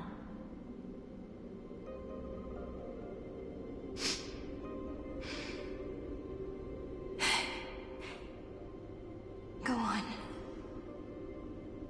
The second, you come to a stop and fade, offering yourself to become the memory that carries through Amphorius. Perhaps this is the choice every pure child of Anasrava must face. That choice means I'll remain in the past forever. And more than that, it means you will close off Amphorius's causality. This world is sealed. The effect that the remembrance brings to it will all converge on one thing. That one thing is you. No more eons will interfere with this part of history. No more blank spaces in causality. The present will be set in stone and become indestructible. There are two paths, and only one leads to the right end. Droidhead didn't tell me the answer. But I can guess what might happen if you choose wrong. With causality incomplete, there is a chance Iron Tomb could rise again. So even the gods of the cosmos are unreasonable. If you want my advice, stop thinking so much. Ask yourself what your heart truly wants. Choose the first path, and you might survive as a memo sprite. You may even walk beside them for a while. Even I can tell how much they mean to you. Especially the little one. But if you take the second one, then you may have already lost the chance to say goodbye.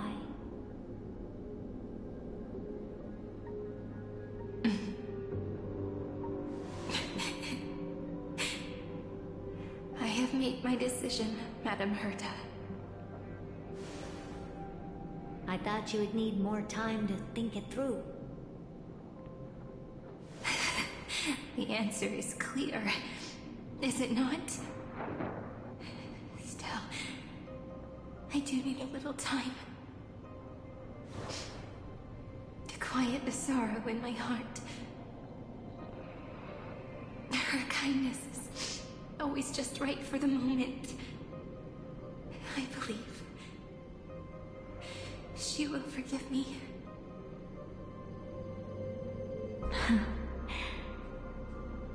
I will say no more. I would rather not break the mood. But may I ask you one last thing? Of course. Why?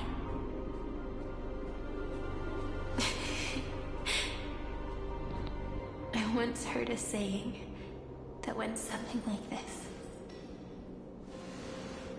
Divinity is flawless humanity, and humanity is flawed divinity. We children of Amphorius gave up on gods long ago. Those beings who love to play pranks on the universe. I believe in her much more than I believe in them. And I believe in who I am. As a human. Oh.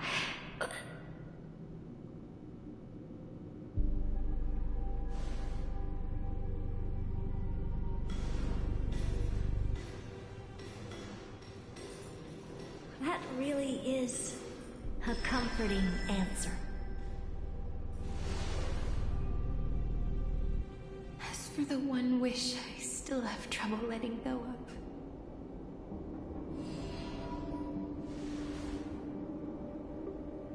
One will remain in the past. One will walk toward the future. I believe that the one I cared for most will witness on behalf of the ripples of past reverie. Every starlit tomorrow.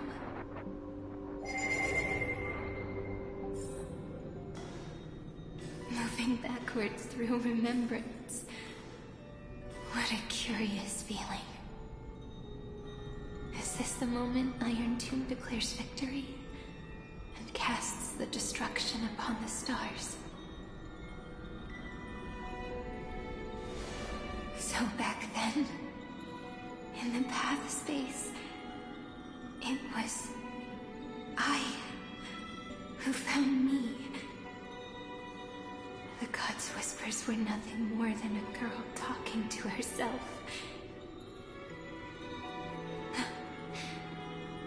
Now that I remember, what I heard back then was...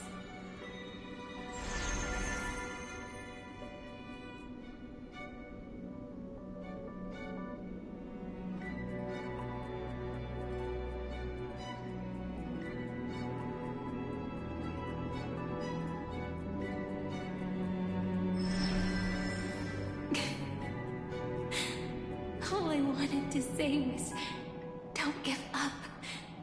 She will find you. Memory truly is amazing.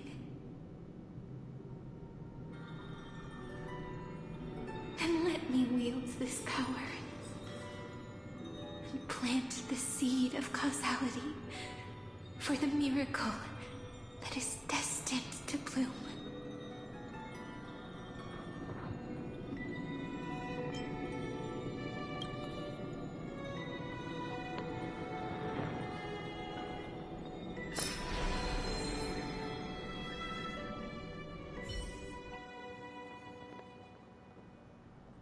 Even so, must we walk all the way to the very beginning of memory?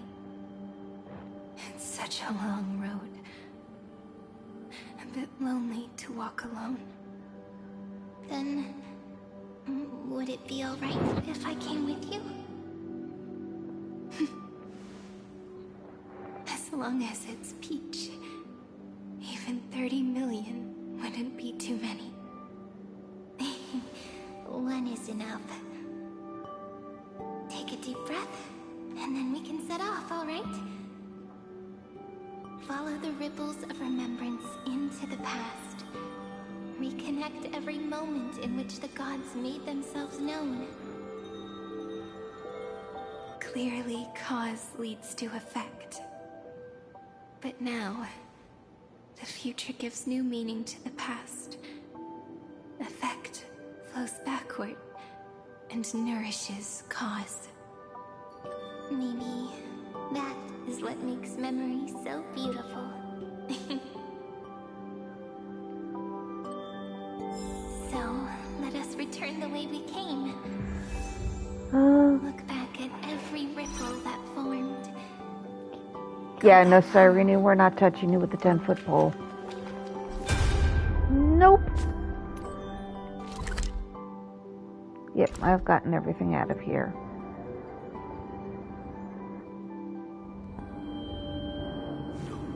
No! How is this possible? Breathe! Breathe! Partner! Partner!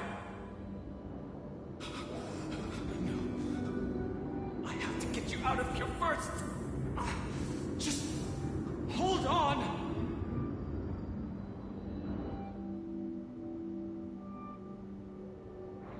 Remember? That pale dawn breaking through the endless night? The spear of strife nearly claimed her life. And it was you, you, playing God, who cradled her body with your gentle gaze. Then, before Orynyx's altar,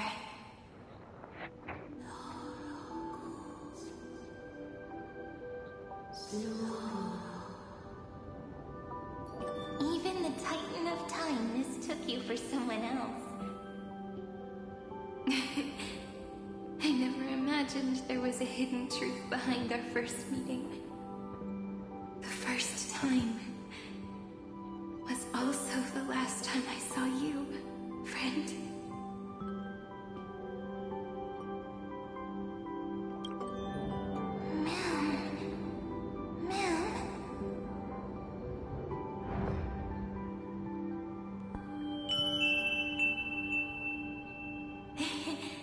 That melody from the memory.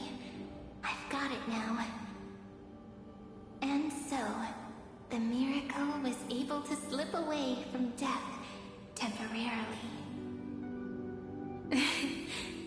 I'll leave her to the casteress of the past. She will keep her here, in the world of the living.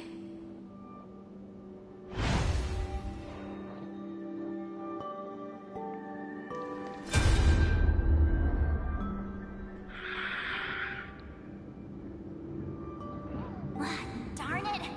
What are these things? You're not taking me down. Not before I find a way to help her and Dunhung. If you've got a bone to pick, take it up with my six-phased ice. March wandered all across Amphorius for 97 days straight, chasing one goal: to save her friends. And with her bow and arrows, she brought down every obstacle that stood in her way. So that That's how it happened. My skill with the bow. I owe it all to March.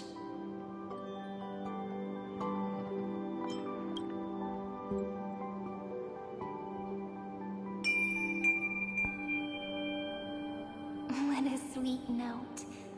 I've got it now. And so, in a memory from the past, you inherited March's mastery of the bow. And that arrow bearing golden flames will streak across the stars in the future, becoming a glimmer of hope for the cosmos.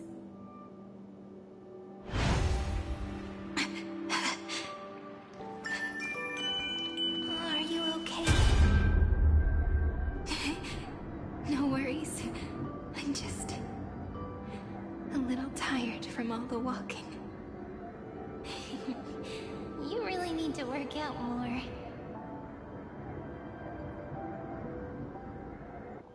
Three paths interweave and fetter Amphorius, co-authoring the fate of the world. Ordinary pathstriders aren't known to leave traces in the mirror, so if what you said is true, then this isolated star system must be home to at least 3 beings comparable to Emanators. I would even go as far as to say, eons themselves. To gain the favor of the stars for Amphorius, the Remembrance sent a call for help to the cosmos. But the obstruction from the scepter was far too strong. Even the gods could do nothing more than send a fleeting mimetic being to someone who walked the same path. Thankfully, Miss Black Swan caught that fleeting moment.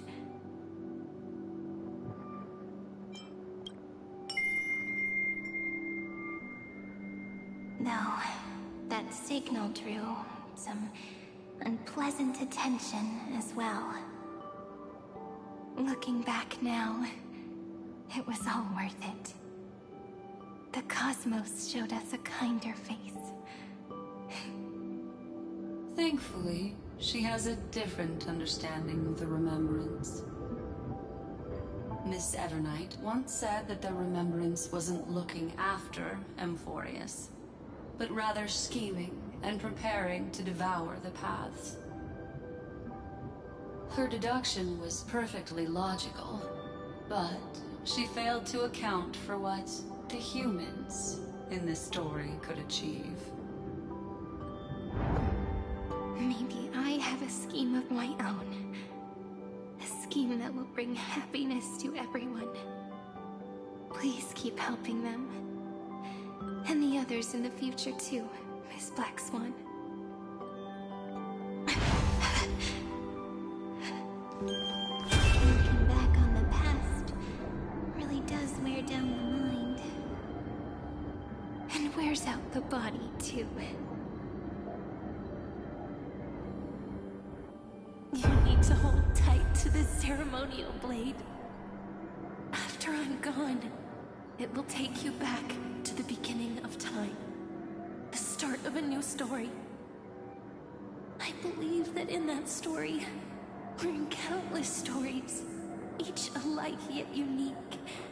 Everyone, all the companions who sacrificed themselves, alongside the deliverer we once dreamed of as children, will reunite beneath a vast, endless sky.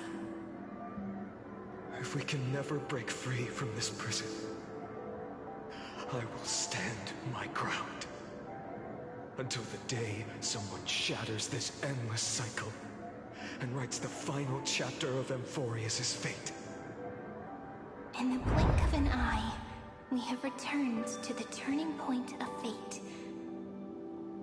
With nothing but a fragile sliver of hope, we embraced 30 million cycles of futility and began the eternal recurrence. I still remember the first time I saw the god appear in a dream, looking at me from behind a thin veil of crystal. Back then, I went wondered if they might be someone with ill intent. But now, I finally understand. She was always standing beside me, and she is so very beautiful.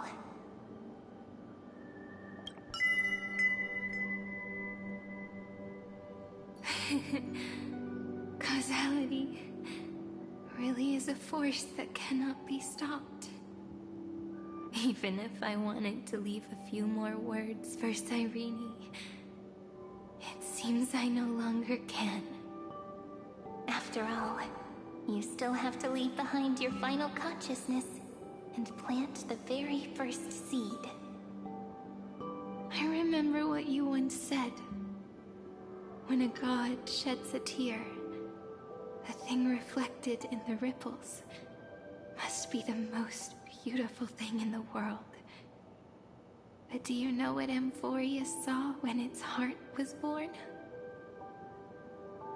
The first thing it saw was a name.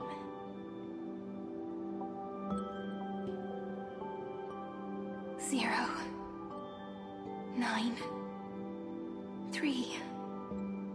Looks like you figured it out. Sometimes, all it takes is a change in perspective to reveal something truly unexpected. Don't you agree? That's right. Turn these numbers upside down, and you'll see a beautiful eternity. Something we believe in. The ego.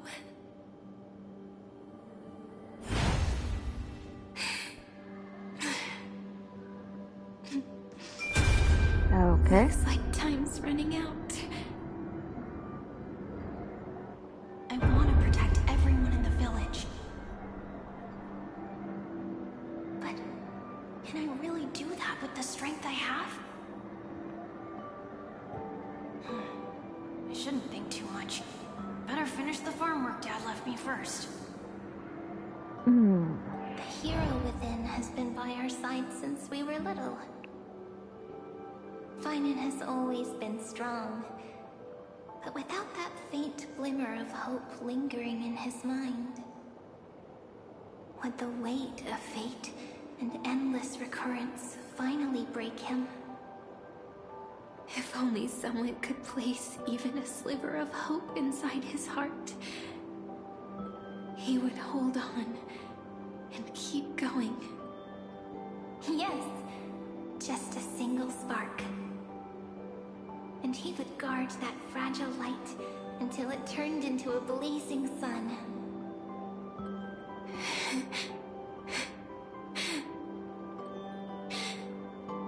I no longer have the strength to make the hero within look like her. So, let me leave behind a prophecy for him. Take this wish with you. Be the hero who begins the mission of deliverance. As prophecy foretold, you will bear the blazing sun until the pale dawn breaks. Continue onward, bearing this world upon your shoulders until the Ashen Hero, the nameless deliverer, ushers in the dawn.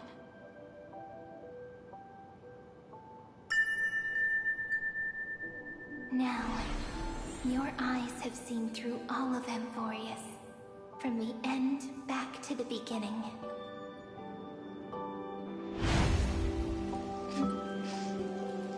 Looks like time's running out. The first ripple was where it all began for me. Behind this door.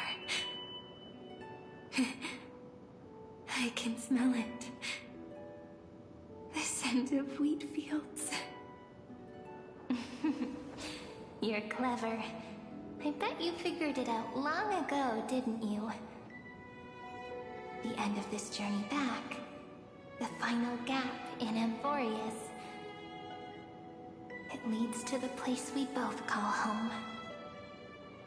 We can finally go home. Are you ready? If you leave memory at the very beginning of the story and cast the first stone, that final gap in Amphorius will close. The causal loop of Amphorius will become a fixed point in the stars. And if I don't do that, then this world and the cosmos beyond the sky might still fall into the destruction. There's no way we would let something like that happen, right? Exactly. I remember that tree in Ivy Silicii. It grew all alone, unable to go anywhere. It watched the sea in silence, dreaming of a faraway shore it could never reach.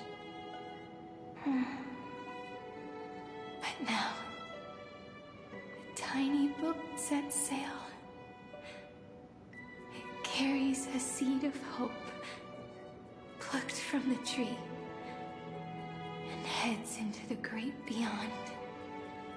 Even if the boat's shadow fades quickly from sight, the tree knows that its wish will bloom on the other side of the sea. In that moment, it must feel happiness, right? The way you brought it up, now I kind of miss that tree too. Come on, let's go home together. Take it with us, back to the Sacrament Courtyard. Let it become Remembrance's anchor, tying together the times we knew so well.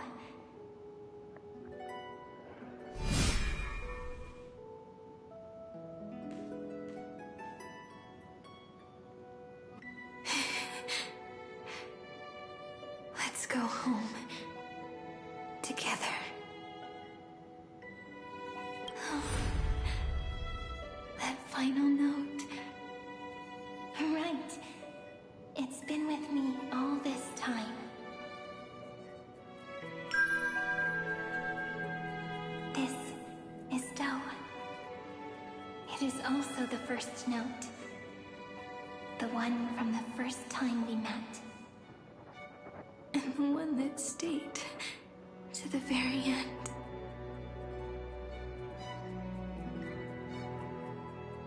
Ivy Silicii. The place where it all began. It's like time itself has stopped. And the breeze and the sound of the waves never seem to rest. We've made it. The Sacrament Courtyard. This is the place where we first picked up the ceremonial blade. And where we first began writing journals. Now, the journey through memory has reached its end. Once the anchor is placed, what awaits us is 30 million lifetimes of reunion. Moving again and again. Endless farewells. Do, re, mi, fa, sol, la, ti. And with them, endless encounters. Ti, la, sol, fa, mi, re, do.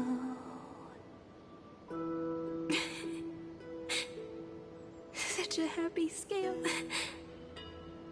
Whether it's for Cyrene, the Deliverer, where every sprouting branch of Amphorius, I leave this tale of love here. May the river of time flow backward, bringing scenes of the future before our gaze. In the eternal land that no one remembers. The legend of the Trail Place is about to begin.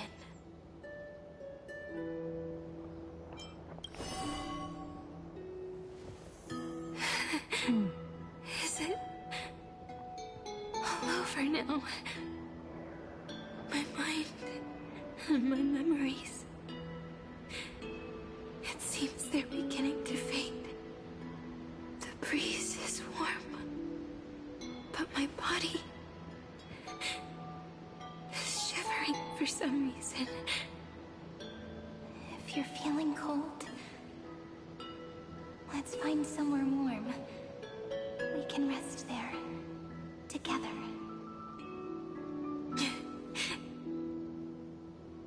Somewhere warm. I know just the spot. 405. 504. 093. 365. 432. 252. 496. 720. 618. 600. 216. 945.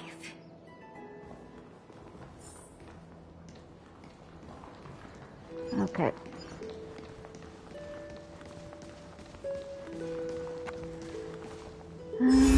Treepy House. Seredra. March 7th. Dunham. Electra. Hyacinthia. Caslana. Anaxagoras. Aglaya. Midemos. Castoris. Cyphera. Cyrene. And you. Look. Everything is already as we've written.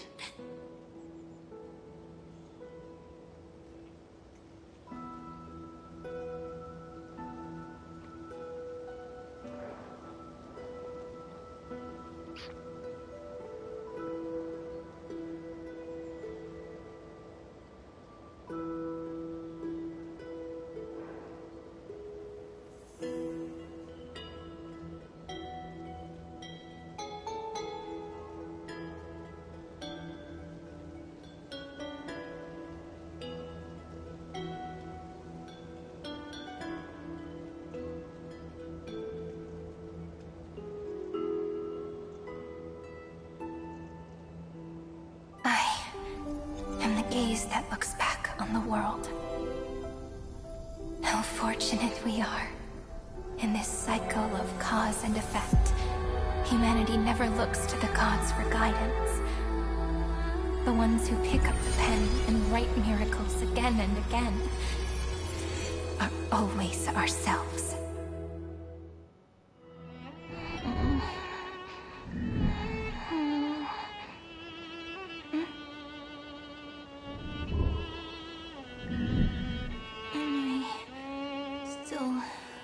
Awake?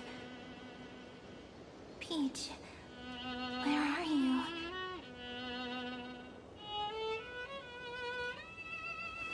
Are you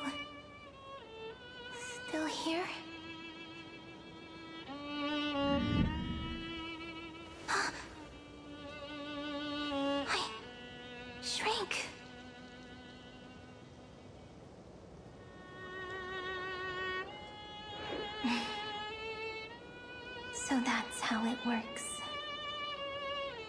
When memory drifts away with the breeze, love leaves behind a seed and turns into lament. Demiurge, Cyrene, Mem. Back again to the first, Philia 093. I always do have my charm. The final ripple nourished the great tree, and from it grew a single pink peach. We've been playing for so long, and you still haven't told me your name! I've told you so many times already. You're just forgetful. My name is Livia. Livia. If you forget again, I won't tell you next time. Livia. Got it. Then you have to remember mine, too. I'm... Piso. I always remember.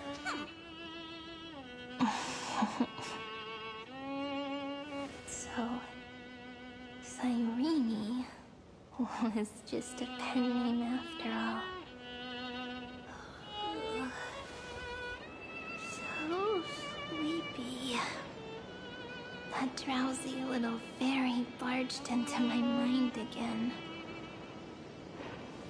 The last of my memories are slipping away.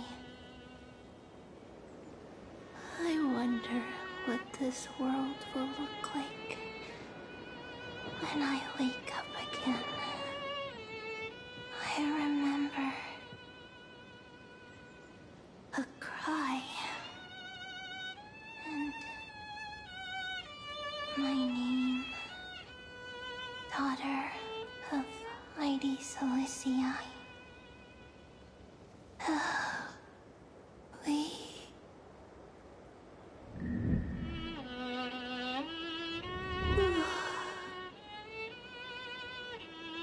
Shh.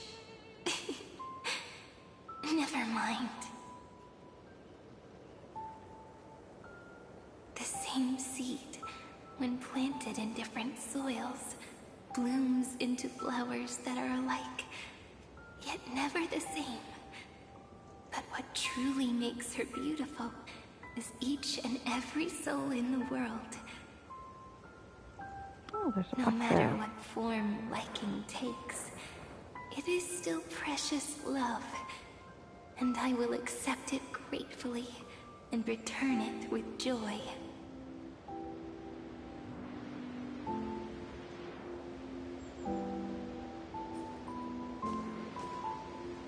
Do you remember my favorite story? That crystal flower was so beautiful because it reflected the eyes of the little fairy.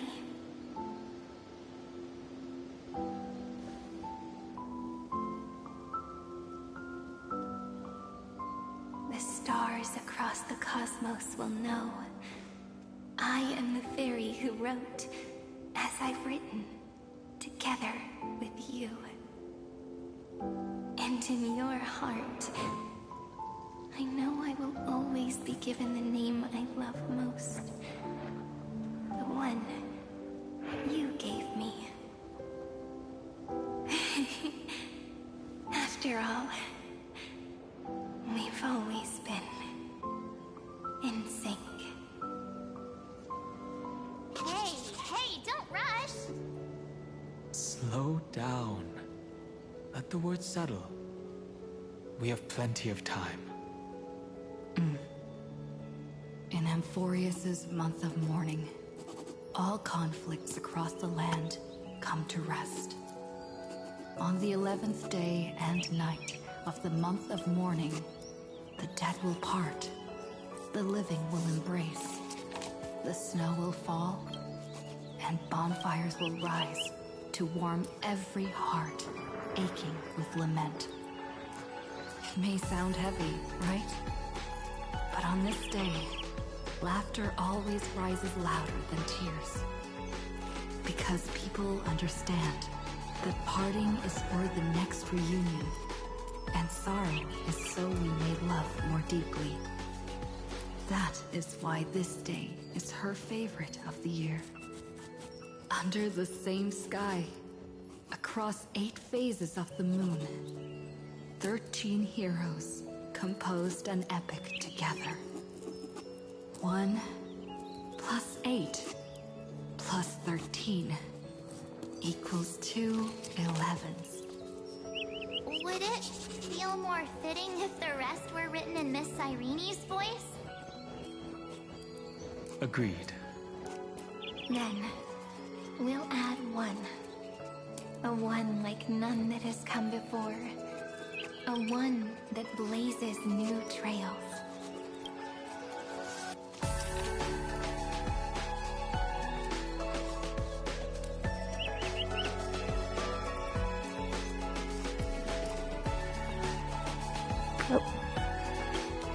I make this wish.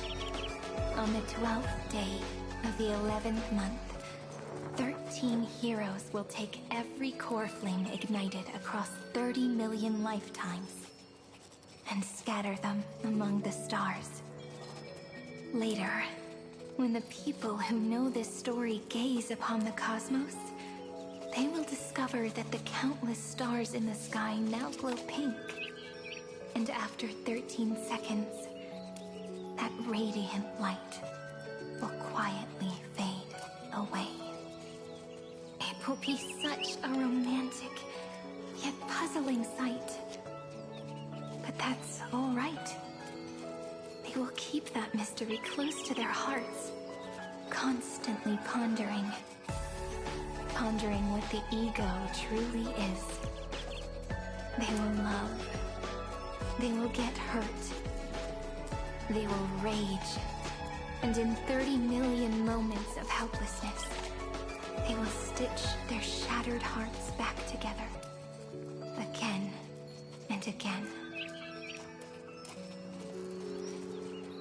But remember this well. Losses are a constant on the flame chase journey. There may be pain along the way, but you and I will never be alone. They will come to understand what it means to lose, and in the end, they will choose to let go. They will offer their hearts to this world, to every companion they walk beside. And they will take in the hearts of others and pass them onward. Please, enough with the pen on paper noise. Oh my god. For every soul that exists in this world, there is a different ego. A different prime mover of life. There will never be just one answer. Not even for love. But when people gaze into the night sky and love what is fading with the same resolve they have to praise the stars, I want that soft, gentle pink in the sky to tell them love will always be answered. This is a story about love, and a story about how to answer it. Whether it is one we have already written, or one you are yet to write. It will be a romantic story, like none that has come before. You think so too, right? And a romantic story deserves an ending that is free and complete. When every clue and thread has found its end, and the weight of the pen is no longer constrained, pour the spirit of trailblazing into it, and end this tale with the most pure and romantic period.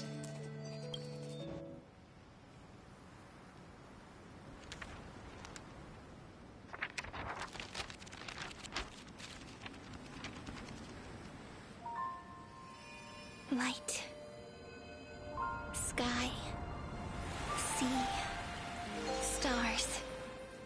Seeds, flowers, birds, hope, and love. Such words of beauty were how I first imagined the world.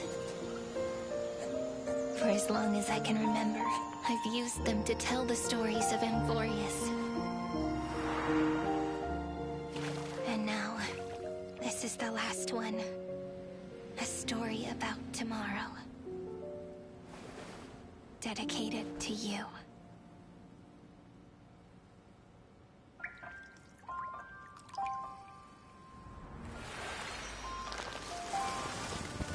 Once upon a time, morning glow, scattered light, shone on you and I.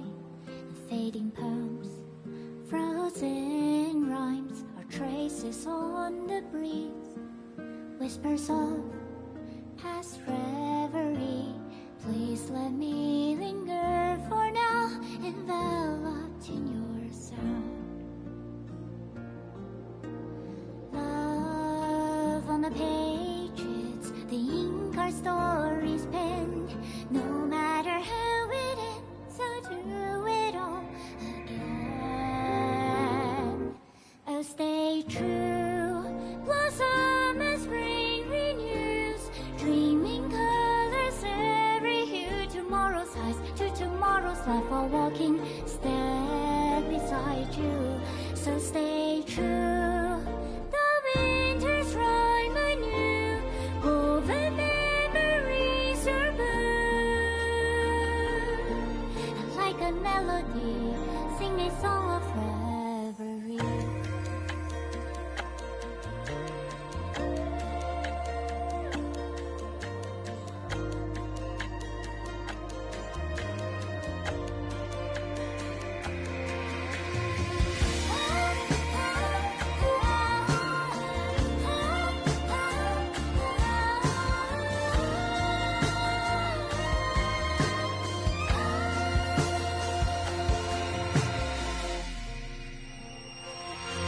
Please stay true, cherish your memory. Go with love, your heart to tears, rivers flow, as gardens grow. I hope you bloom in beauty. See you soon, after the end of time, in the mountain frozen rime.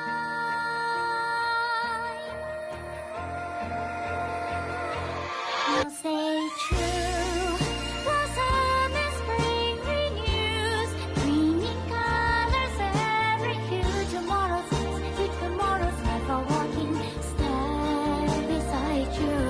Now stay true, the winter's rhyme anew, woven memories are blue. Yeah, no, I would not. And like a melody, sing our reverie.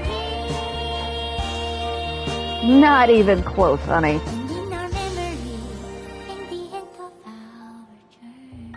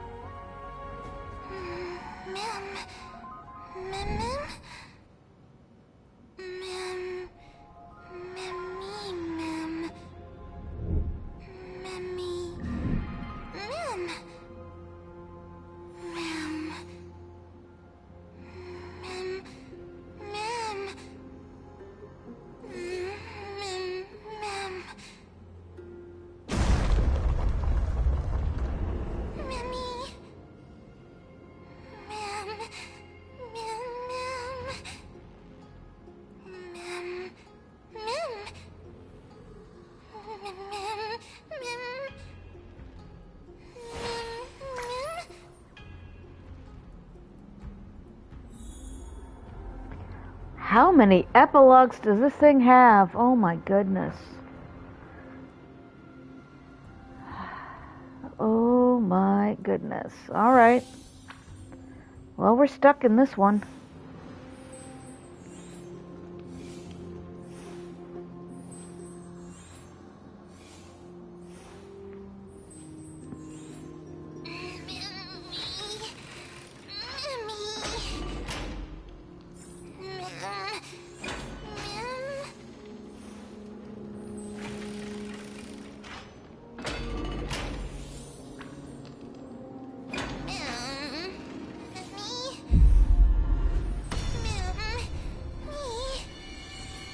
You can fly, Mem. Doesn't matter if the path is broken. What was that?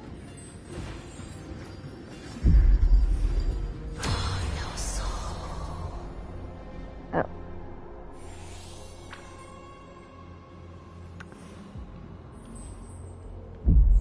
I guessed as much. It's no longer working. Looks like it's just the two of us out here now. Memmy? Me, Memmy, Mem?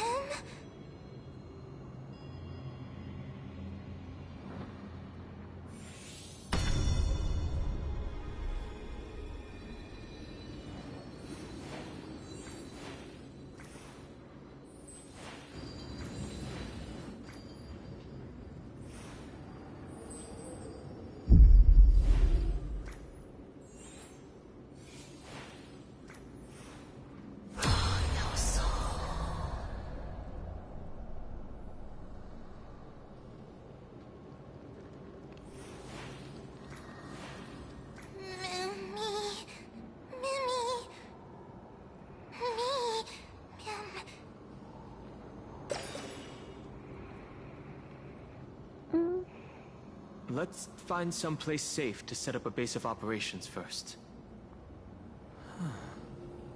This statue and the buildings we've seen so far point to a civilization here on Amphorius. We can only hope that they're not hostile toward outsiders. Yeah, about that, Dunham. About that. I've reunited with you so many times. And every time feels like the first time we met.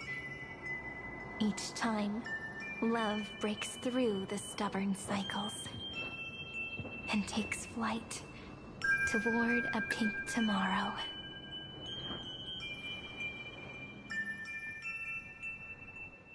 Still early. Where to now?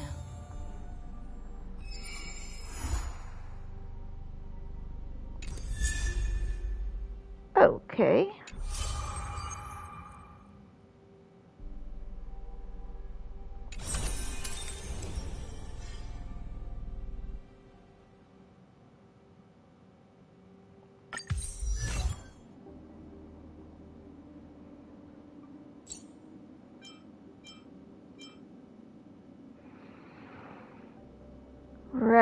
Right. So this is...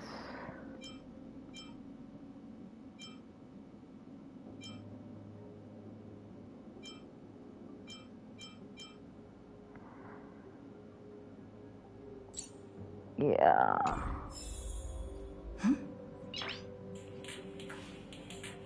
Nice.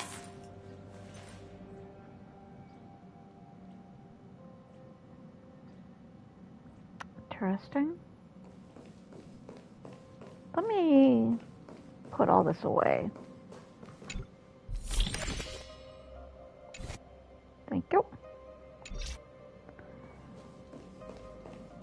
Why is there a memory bubble on the ship? Or actually, what's wrong with Pom Pom?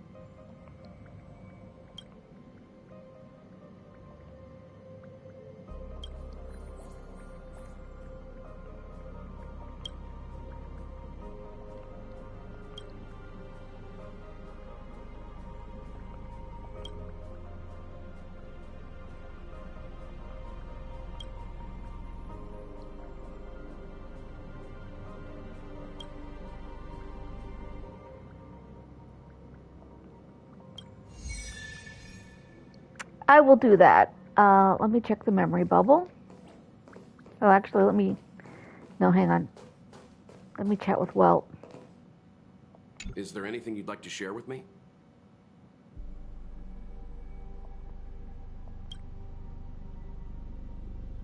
Okay, yeah. We're just on normal mode now. You mean you just waved a probe around in deep space and found our pal and Don Hung? That little thing's really that impressive, ninja girl? This is a ninja tech device, blessed by the Great One. It senses the ultra-low frequency electric waves of the human body. Oh, that's a whole lot of pretty wubbaboo. But since we found him, let's drop the act. You played it well. But who do you think you are? Brother Hanu? Thinking you could pass as a Galaxy Ranger? Lord Cowboy Ninja, you have turned on me for no reason. Don't tell me the traitorous monkey ninja bewitched you. Are you walking the path of heretics now? Enough. A name is Silver Gun Shura. Hi, Sparkle. This is why I hate putting over-the-top characters into the script. You and this mysterious ninja girl, both of you are impossible to play. Director Sparkle doesn't care for mad men. Cut the chatter. What's your real reason for being here? Come on. What bad intentions could a masked fool possibly have? Just here to watch a show.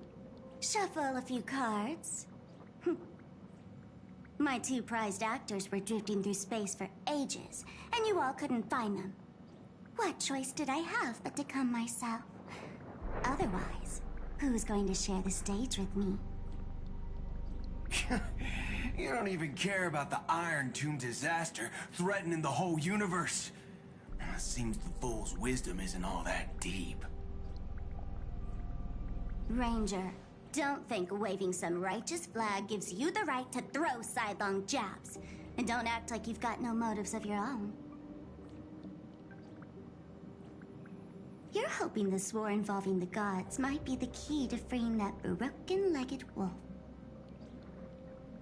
Eh? Who else knows about that? Eh? Just me. Do you believe it? Relax. I'm not interested in disturbing that living legend. I just couldn't resist messing with you when I saw you come back empty-handed. You little... Fine. Since you saved our pal and Don Hung, get out of here. But remember what you said. Leave the boss alone. Eh? Else. You don't have to worry at all.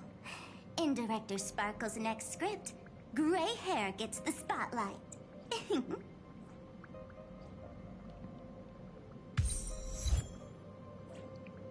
Eh?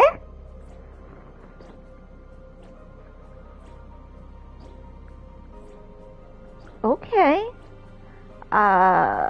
Memory bubble number 2? Let's skip the formalities about how the Express crew led the formation of the Cosmic Alliance and saved civilization from the destruction. Thanks to the Express crew's support, our operations stayed on course, even under the relentless pressure from the Marketing Development Department. Miss Himiko, the Strategic Investment Department extends its deepest thanks. Your department's contributions during the crisis did not go unnoticed. But besides disaster relief and holding the line, you've had your hands full with something else too, haven't you? Indeed. The Cosmic Alliance's victory this time has revealed something truly precious. A glimpse of what united civilizations can accomplish in the face of destruction. Our department is summarizing key lessons from this campaign. If another crisis of this scale appears on the horizon, we intend to have a system ready to respond. If the IPC can take the lead in establishing a true frontline against the destruction, it will bring hope to every civilization. Of course. That still hinges on continued support from the Astral Express. Once the Iron Tomb matter is settled, we will be in touch again, Miss Himiko.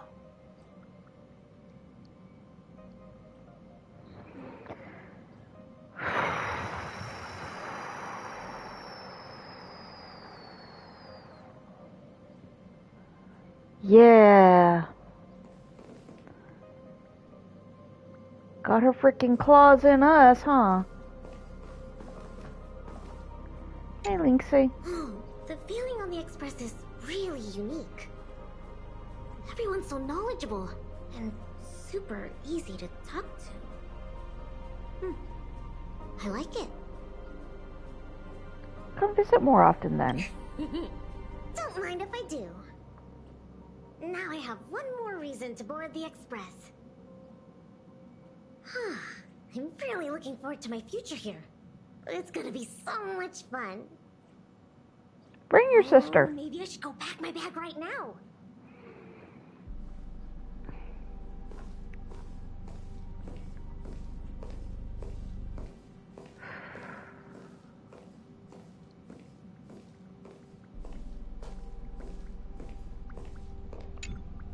General Jing Yuan, it's been too long.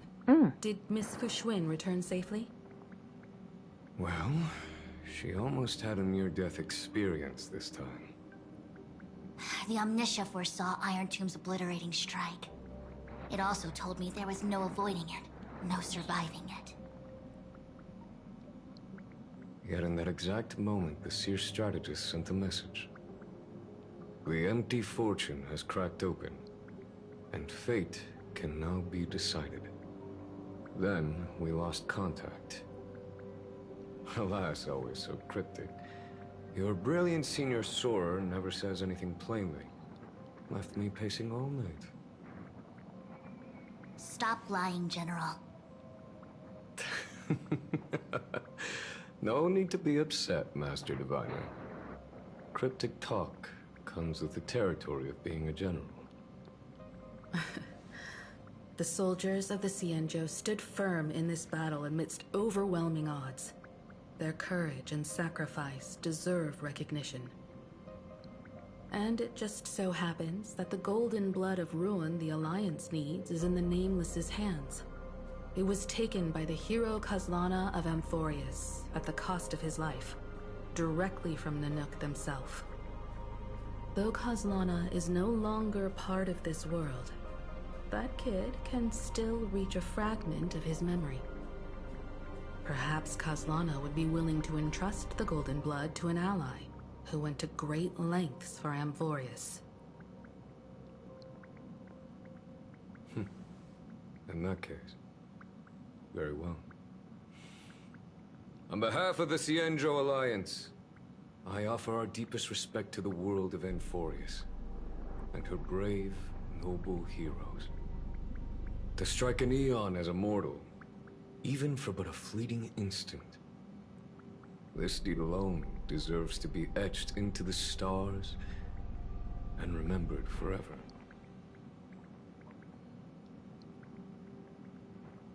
Well, I mean, Genuine, he's 500 million years old, so mortal is kind of pushing it.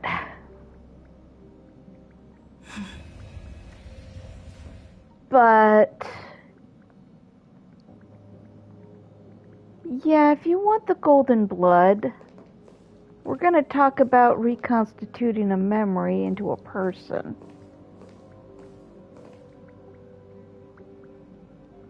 You know. Maybe more than one. Goodhill, It's a relief to see you alive and well after all that bloodshed. Born tough. Though, I ought to apologize to you, Miss Himiko, for missing the Express's signal earlier. The soldiers of both the IPC and the Cienjo saw the way you all fought on the front lines. Please accept my sincere thanks for the bravery the Rangers showed. No need for thanks, Miss Himiko. I ain't the leader of the pack, didn't bring many along. Most of those who showed up for this fight have a personal score to settle with the destruction. That's why they fought like they had nothing to lose. The Express crew owes you and Miss Rappa a special thanks for retrieving her and Don Hung after the battle.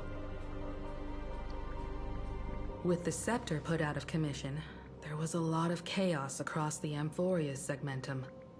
Even with signal tracking, finding them was no simple task.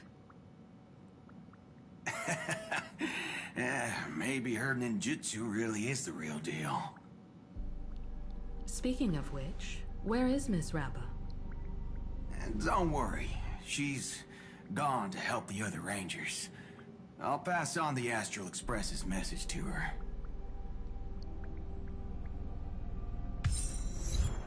Are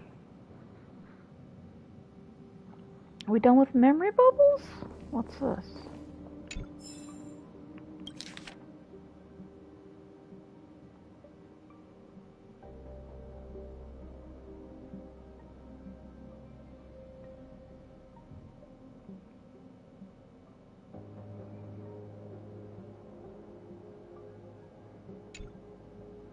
Oh, all right. Well, let me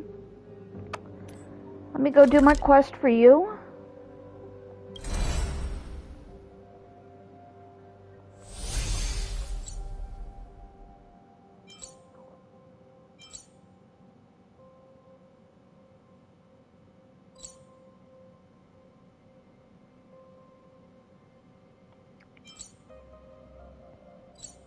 Oh.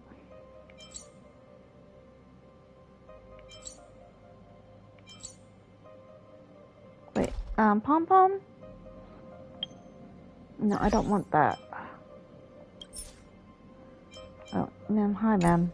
Bye, ma'am. I need Pom-Pom's mission.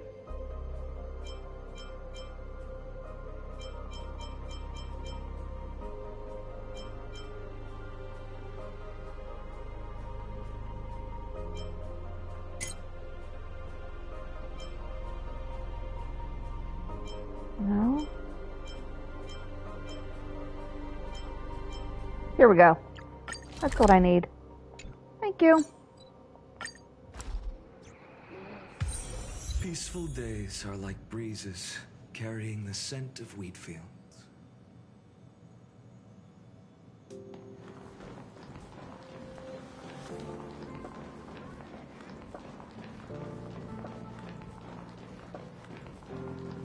Even if I love her, so what? She's just a string of ones and zeros.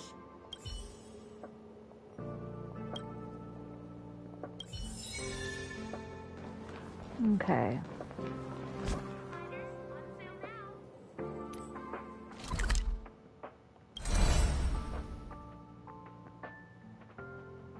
Victoria. Wait. What was that?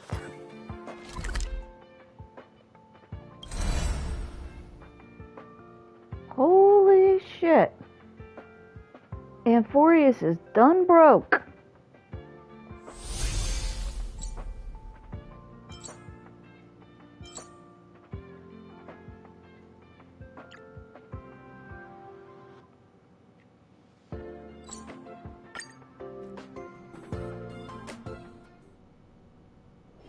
Peaceful days are like breezes, carrying the scent of wheat fields.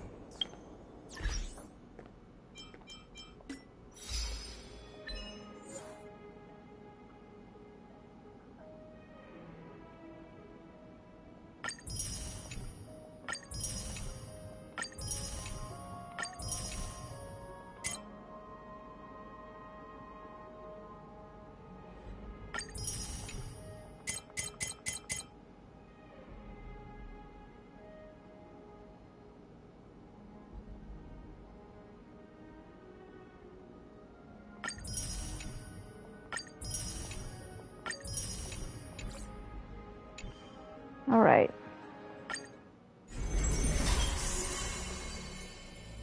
Okay.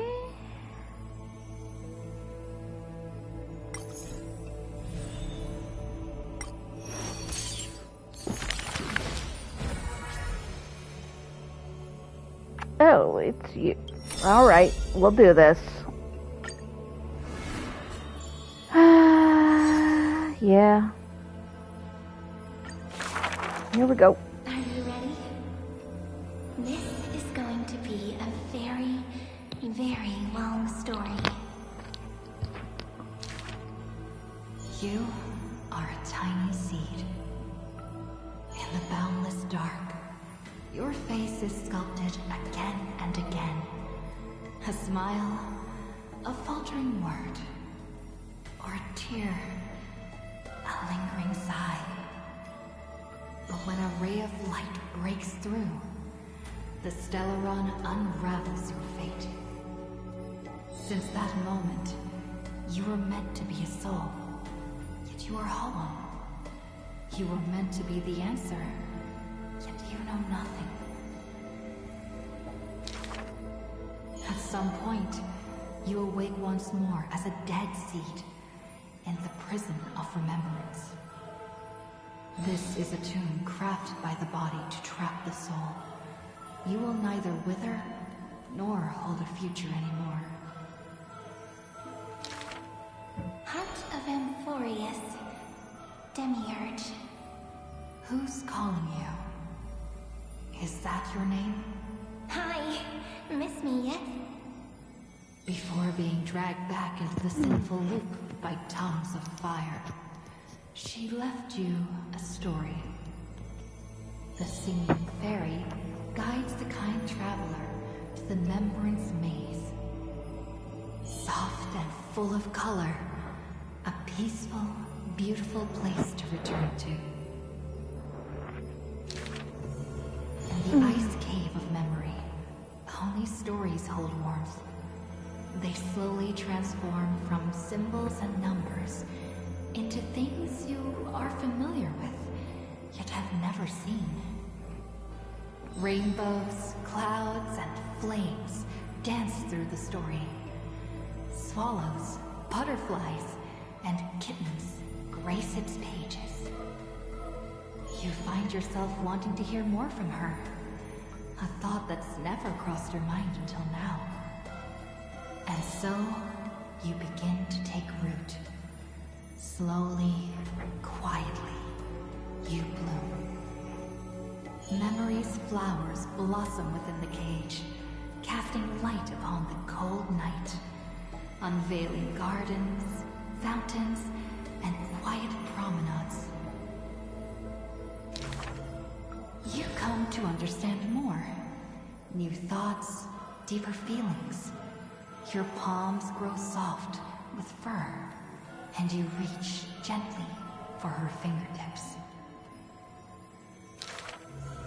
Each meeting carries thousands of years of longing.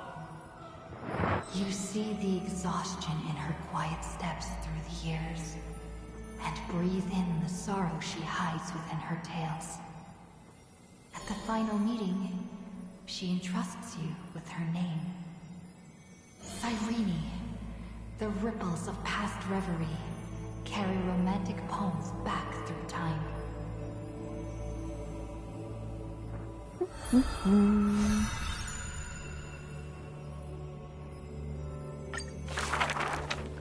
When you finally escape the cage, your heart no longer knows emptiness.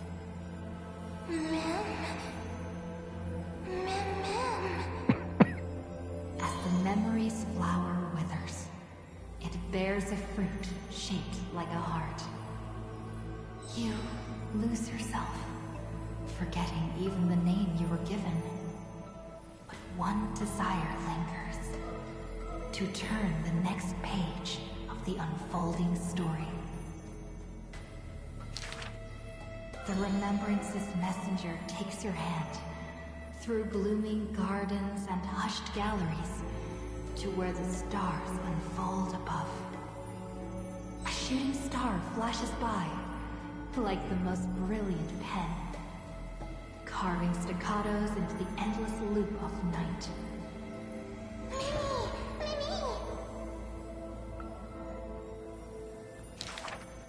The story unfolds beneath the dome. The future lies where the stars fall. They cast their gaze into the coffin of memory. This is the moment you first meet your companion.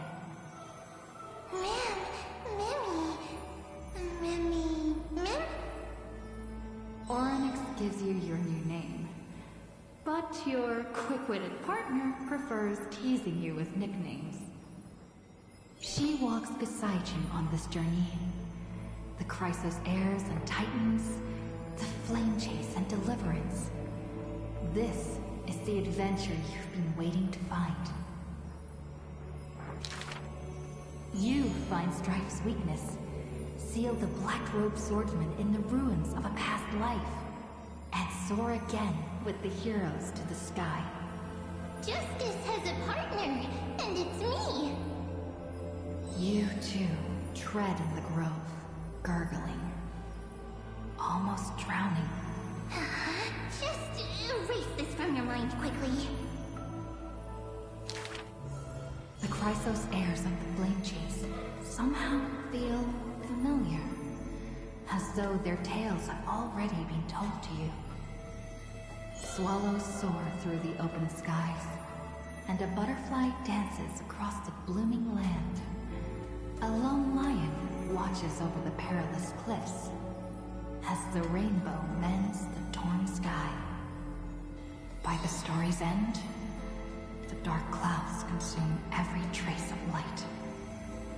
All shall bid farewell to one, and that person alone will witness the miracle. Hatred flares from the heart of the blazing sun, and the world falls apart, carried off by the chaos of time. And though only ripples of past reverie remain, they still sing brave poems alongside it.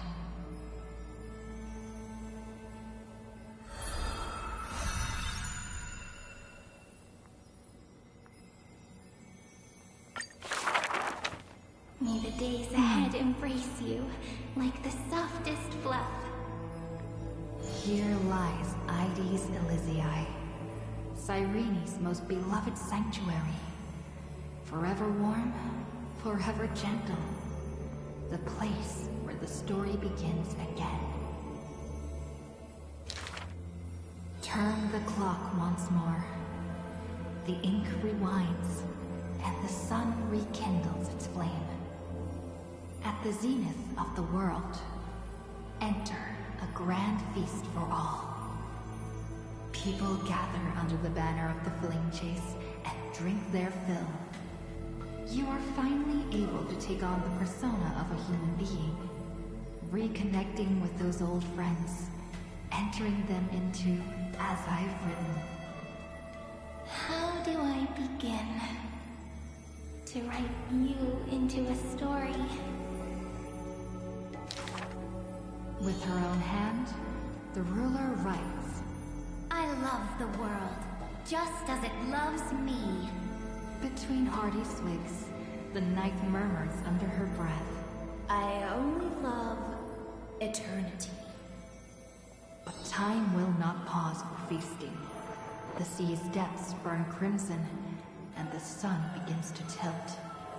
The Theoros bows in reverence, as the flames of war are fiercely kindled. You inscribe beauty on the Weaver's gravestone, recording how a child's laughter warms the final goodbye. The shore on the other side will watch over the next life. With a hopeful heart, the maiden walks into the chill of the dark, awaiting an embrace. Scars will give way to peace. The warrior ascends the altar, speaking softly under his breath. The cat is not fond of warmth, and quietly slips away from your intrusions. And the wise one who journeyed with her to the end still carries a smile in the depths of his eyes. The physician who bears a love for mortals wishes for you to look up and behold the rainbow's light. You say farewell to all, in a world aching with wounds. Again and again, you turn the pages with a gentle hand.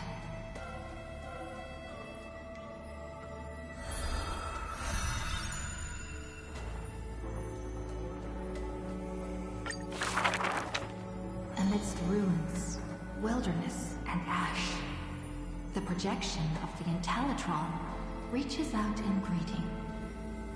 Velia 093, the electrical signal originally belonging to love. Now that silence has fallen, why not look at yourself beneath the starlit sky?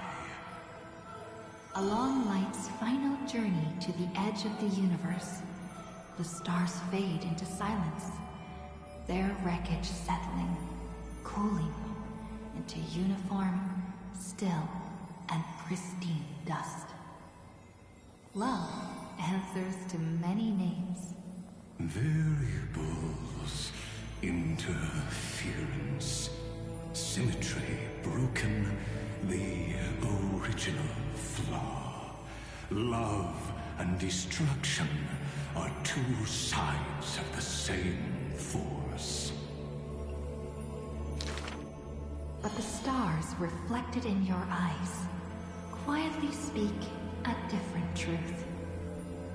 You waited until the ice flow stirred the slumber of time, until the azure dragon coiled along the edges of the earth, and the hero of deliverance returned once more.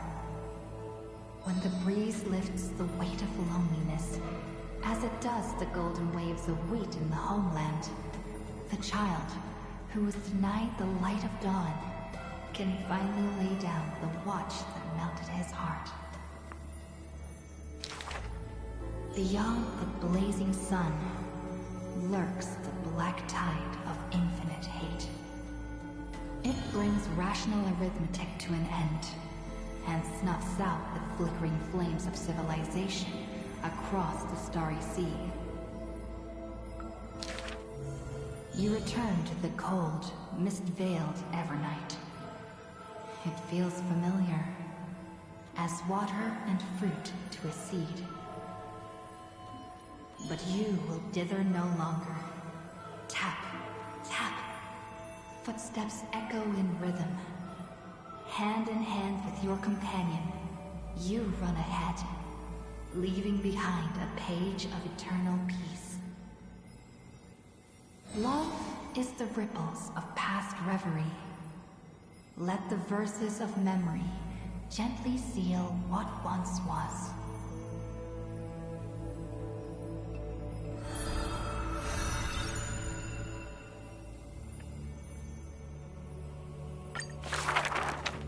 Thank you for all you've done, friend. Now, leave the rest to me.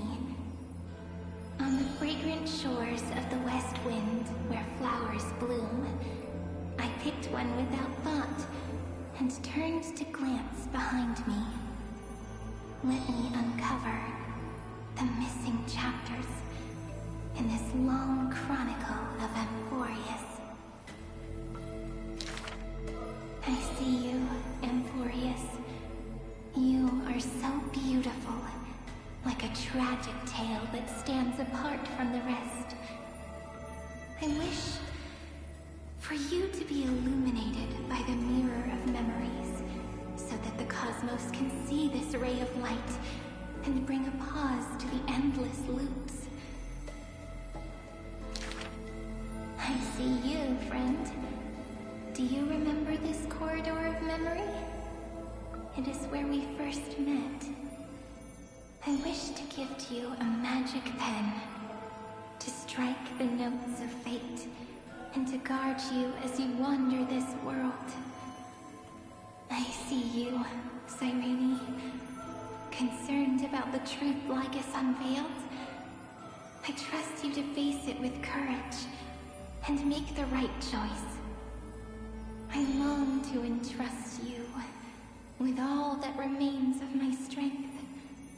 Use it to journey back through time and share in the Flame Chase journey.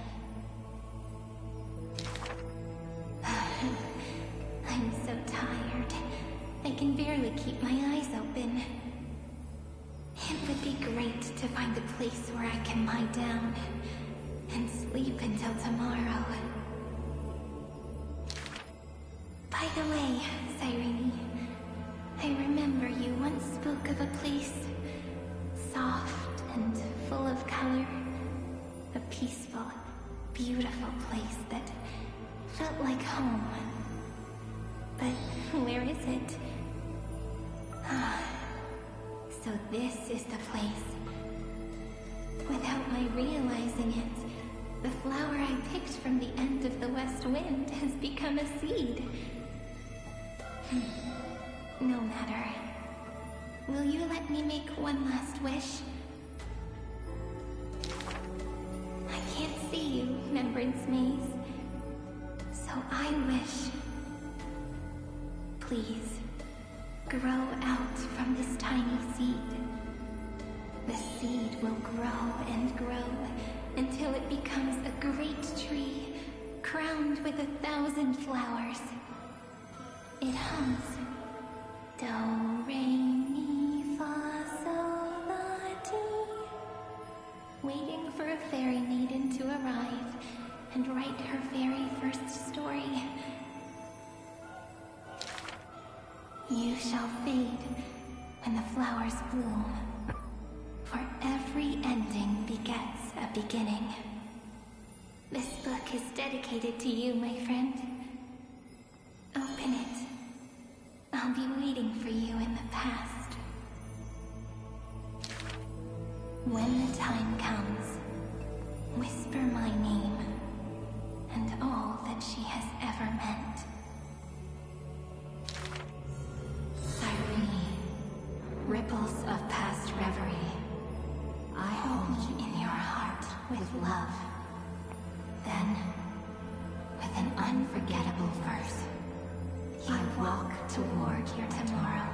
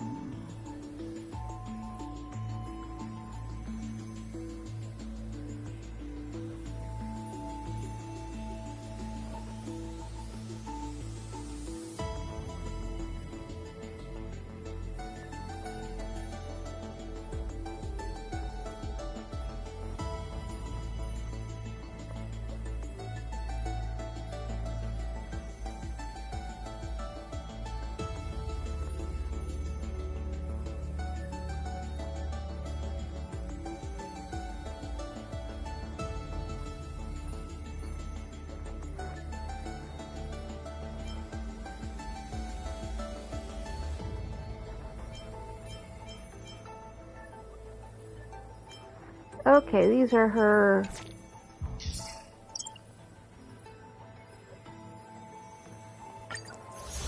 I'll read those later.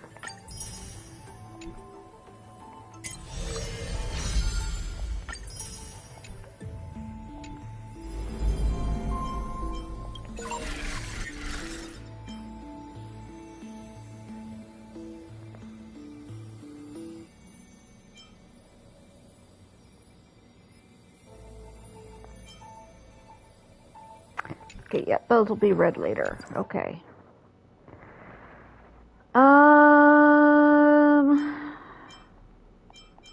look at the missions.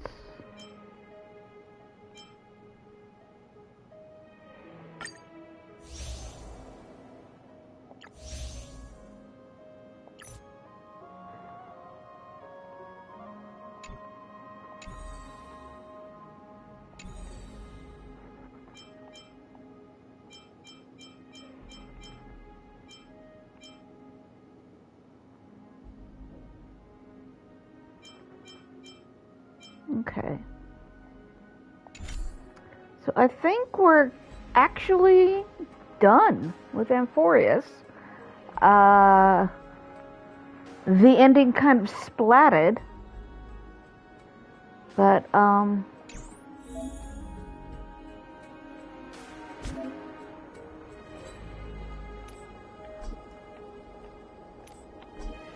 okay, thank you. Thank you. Goodbye.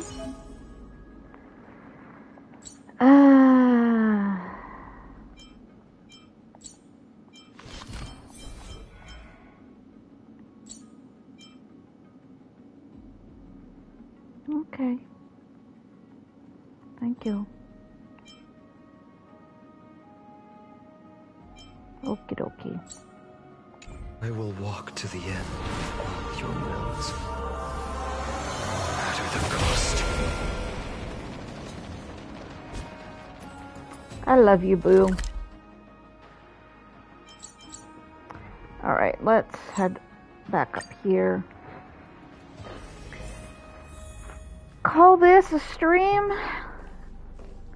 Think we are officially 100% done with Amphorius.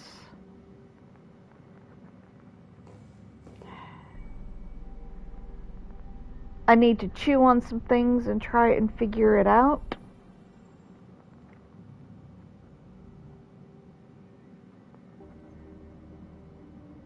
Yeah. Alrighty. Thank you for watching, and if you watched all the way through, sticking with me through all 8 patches.